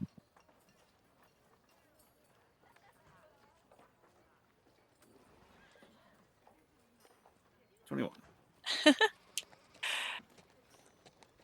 Yeah, you find amongst this collection, there's a lot of very specific texts, many religious-based things, but also quite a bit about outer planes and the hells and the abyss, creatures that have a tendency to invade the material plane. There are books that are written in infernal and abyssal, and there are tomes that seem very strange and out of place here in what would, from your interpretation, read as a sinister aura off of their title or whatever. But you can find certainly several stories, very biographical types of accounts of mortals taking on celestial mantles. Not only celestial, but godhood specifically. I know you Ted, know quite a bit. Like I don't think I need to detail specifics, but Oryx can learn a lot more here for sure. I forgot I muted myself while I was drinking. I mean, if you want to pass some of that to me at some point, that's not my usual area of D&D lore. I think I don't even think that like a lot of specific stories are completely necessary, but like that is knowledge that Oryx is gaining. Yeah. Like you learn that a god can give a mantle, that a god can be killed and replaced, and that Yeah. Yeah. Yeah. And you just learn some case studies about it, I guess. What's Razik doing? Razik is going to look for any journals or military records or accounts from 17 years ago. Just anything that might have a firsthand account, even if it's just from civilians that were around at the time. And the two things he's hoping to find are any information about that weird tree, because he's never seen a tree like it. And then just sort of general what happened from other firsthand observers. Okay, you don't need to roll a check for this. This is very accessible information in this collection. Basically, what happened was there was an earthquake that felt like an earthquake in this city that literally tore the earth open into a gaping chasm of blackness, from which poured a legion of Shadar Kai that infected the trees and the plant life and the animals, and came to this very small settlement at the time, much smaller, Brookvale, before Brookvale as a exclusive farming community. And many people were immediately cut down, and several were simply touched by the darkness and infected is the word that is used. And Fillory and her husband, Viros, were some of the few trained soldiers amongst a number of named others who were capable of fighting back the invading hordes. They attribute their victory to their gods. They also state the times of death, the ways by which many people were slain, and you read that Viros Zinvin was overwhelmed by many Shadar Kai, and several people in different accounts tell it a little bit differently, that he led away many of these dark elves from the majority of their held line, so that Fillory could make it to the chasm, where nobody knows what happened at that point. All they know is that Viros died. Following that, in like the coming days of the battle, the final push back from Brookvale is ultimately what they feel like was the breaking straw. However, at the time, about a third of their number had been absolutely butchered. And some accounts read that what they saw was not a retreat, just a removal of the forces, the Shadar-kai just leaving. No true heroic last stand of any kind. Just that they had gotten what they came for and then left. And the chasm remained.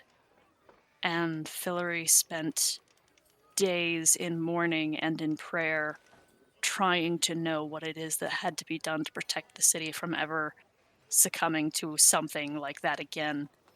And the offering she came to in plea to the goddess of peace, Eldeth, was that her sight would protect this city forever if she gave it up that moment. So she offered her vision. She lost her ability to see, so that the tree could grow. The tree pulled the land back together and healed the crack, the scar, and immediately blossomed into the fruit tree, though a sapling at the time. And it grows faster than any tree anyone has ever seen. And it is always in season. And shortly after that, a couple of years maybe, before, like, Pete would have been a toddler at the time, but beyond his memory, his ability to remember, the town gathered the funds necessary to get her the artifact that she can wear so that she can see again, because everyone attributes the return to some form of normalcy to her. That's it. Excellent. Thank you. Mm-hmm. Okay. What are Mulch and Primrose doing? Sleep. Unless Primrose wants me to summon some fucking satyrs so we can all chill. Summon? Yeah, dog. Like, just out of the blue? How do I get all my other friends? Yeah, that's a hard pass from me, friend. Alright. That's a very hard pass from me. Suit your goddamn self. Yeah. The person from the Feywild that popped into the material and got closed off in an unstable place definitely is super comfy, dooming other people to the same fate. Yeah. It's not a real portal, dude. They go back. Oh, that was above board. Yeah. I mean, like, if you're hesitant, I will just explain how it works. I don't care how it works. I'll just be like, no, I'm good. Alright. Suit yourself. Okay, Yeah. what does Pete do when he goes back to his room? He is going to cast Sending. He Two. is going to contact Abe to ask him to come to his room. Not as quickly as it sounds, I assure you. He will also say to tell no one. Still not as sexy as it sounds.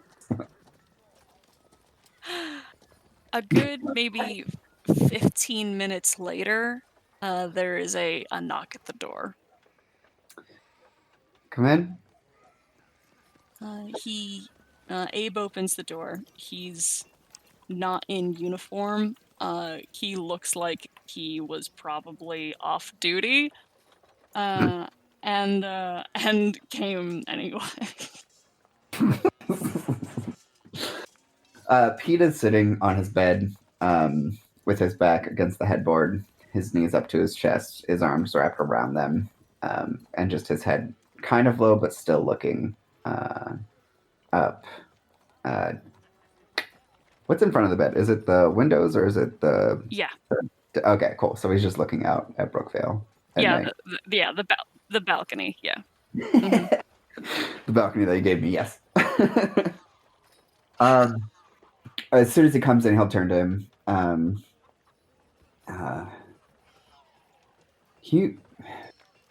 can you just sit with me for a minute? He looks out the door nervously. Is that okay? Yeah, of course. I just He had to has ask. a hand on the door and clearly doesn't know if he should close it or not. Yeah, close the door. And just sit down, and he'll pat the bed. He closes the door and then goes to sit at the foot of the bed. Can I ask you, what was it? What was it like when I was gone? Was it bad?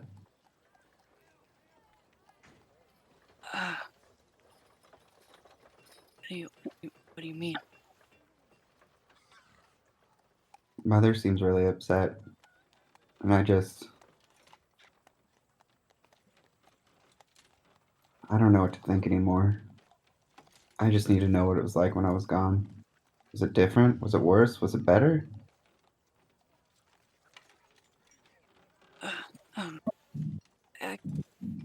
I guess for some of us it was worse.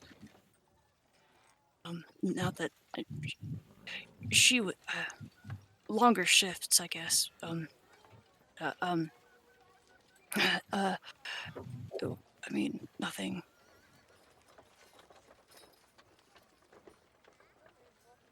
It could have been worse, I think. How's the mood of the people? They were scared. It's my fault, isn't it? I wouldn't say no. I think it might just this place, Atanus. It can be kind of scary at the best of times without Dawnbringer. I think most people are more scared. You never used to call me Dawnbringer. Wow.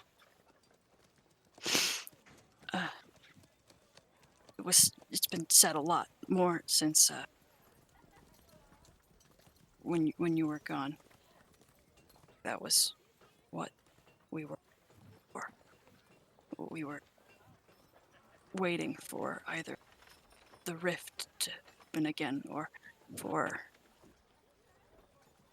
dawn to come. Do you believe that? That I'm the reason they haven't come back yet?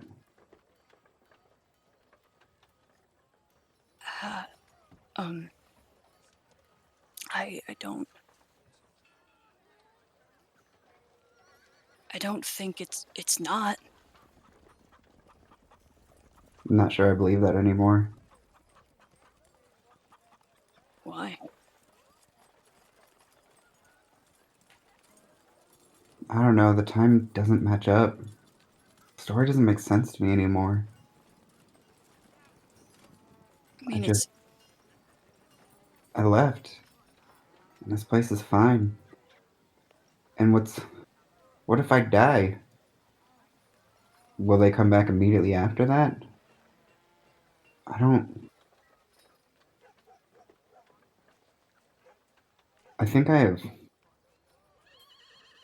think she's assigned me more meaning than I have.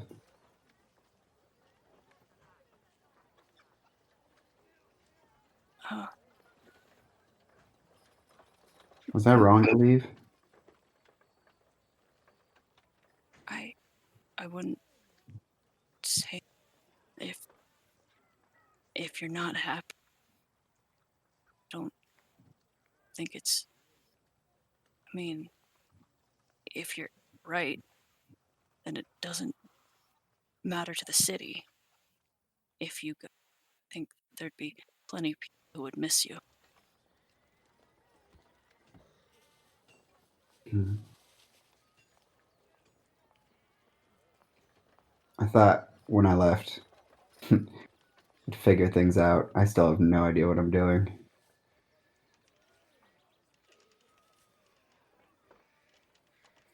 I get letters from my sister every once in a while. I don't Which- think it gets easier or less confusing if you leave.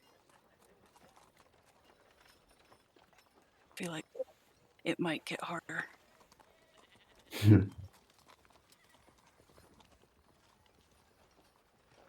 At least with rules, you know what you're doing. You're told what you gotta do, and you do it, and it Things makes are- somebody else happy. Things are a lot easier here. I'm being honest.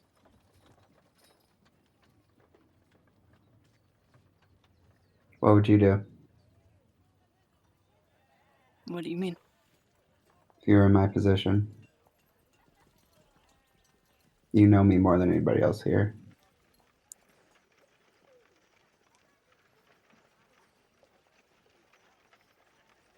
I think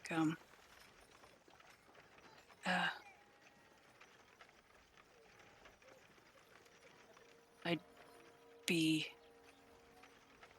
wherever I'm happiest.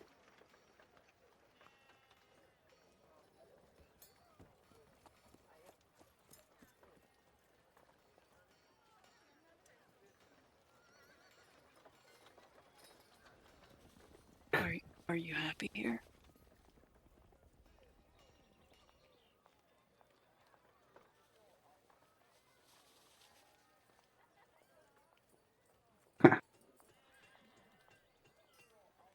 Just want to hear about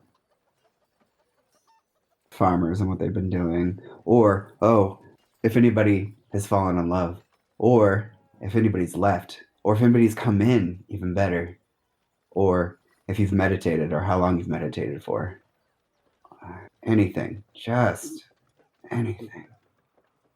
Just stay with me. He looks at the door and kind of looks at the window.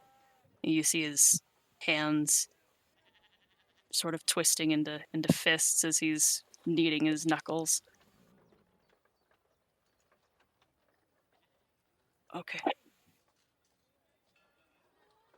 We can hand wave him telling me stupid stories. I'm not gonna sit here and do that for you. Time for session to be over, fucker. Hey. It sure is. Oh And what God, a what it a is. wonderful time! Jesus. What a wonderful time to be alive. Oh, I do want to cast sending to Blythe in my room before I go to bed, and it's going to say, the band you seek is tall lizard folk green, a small kobold red, and a skinny shiny armored adolescent, right? Just checking. Kisses. All it is.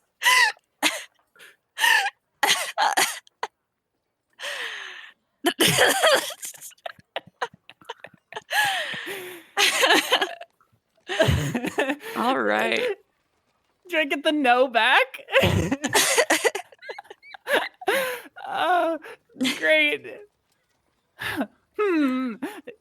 She's gonna sit in bed very puzzled then. Who am I with? Okay, we will pick up next week with a festival, with games to play, and people to see, and more discomfort. Yay!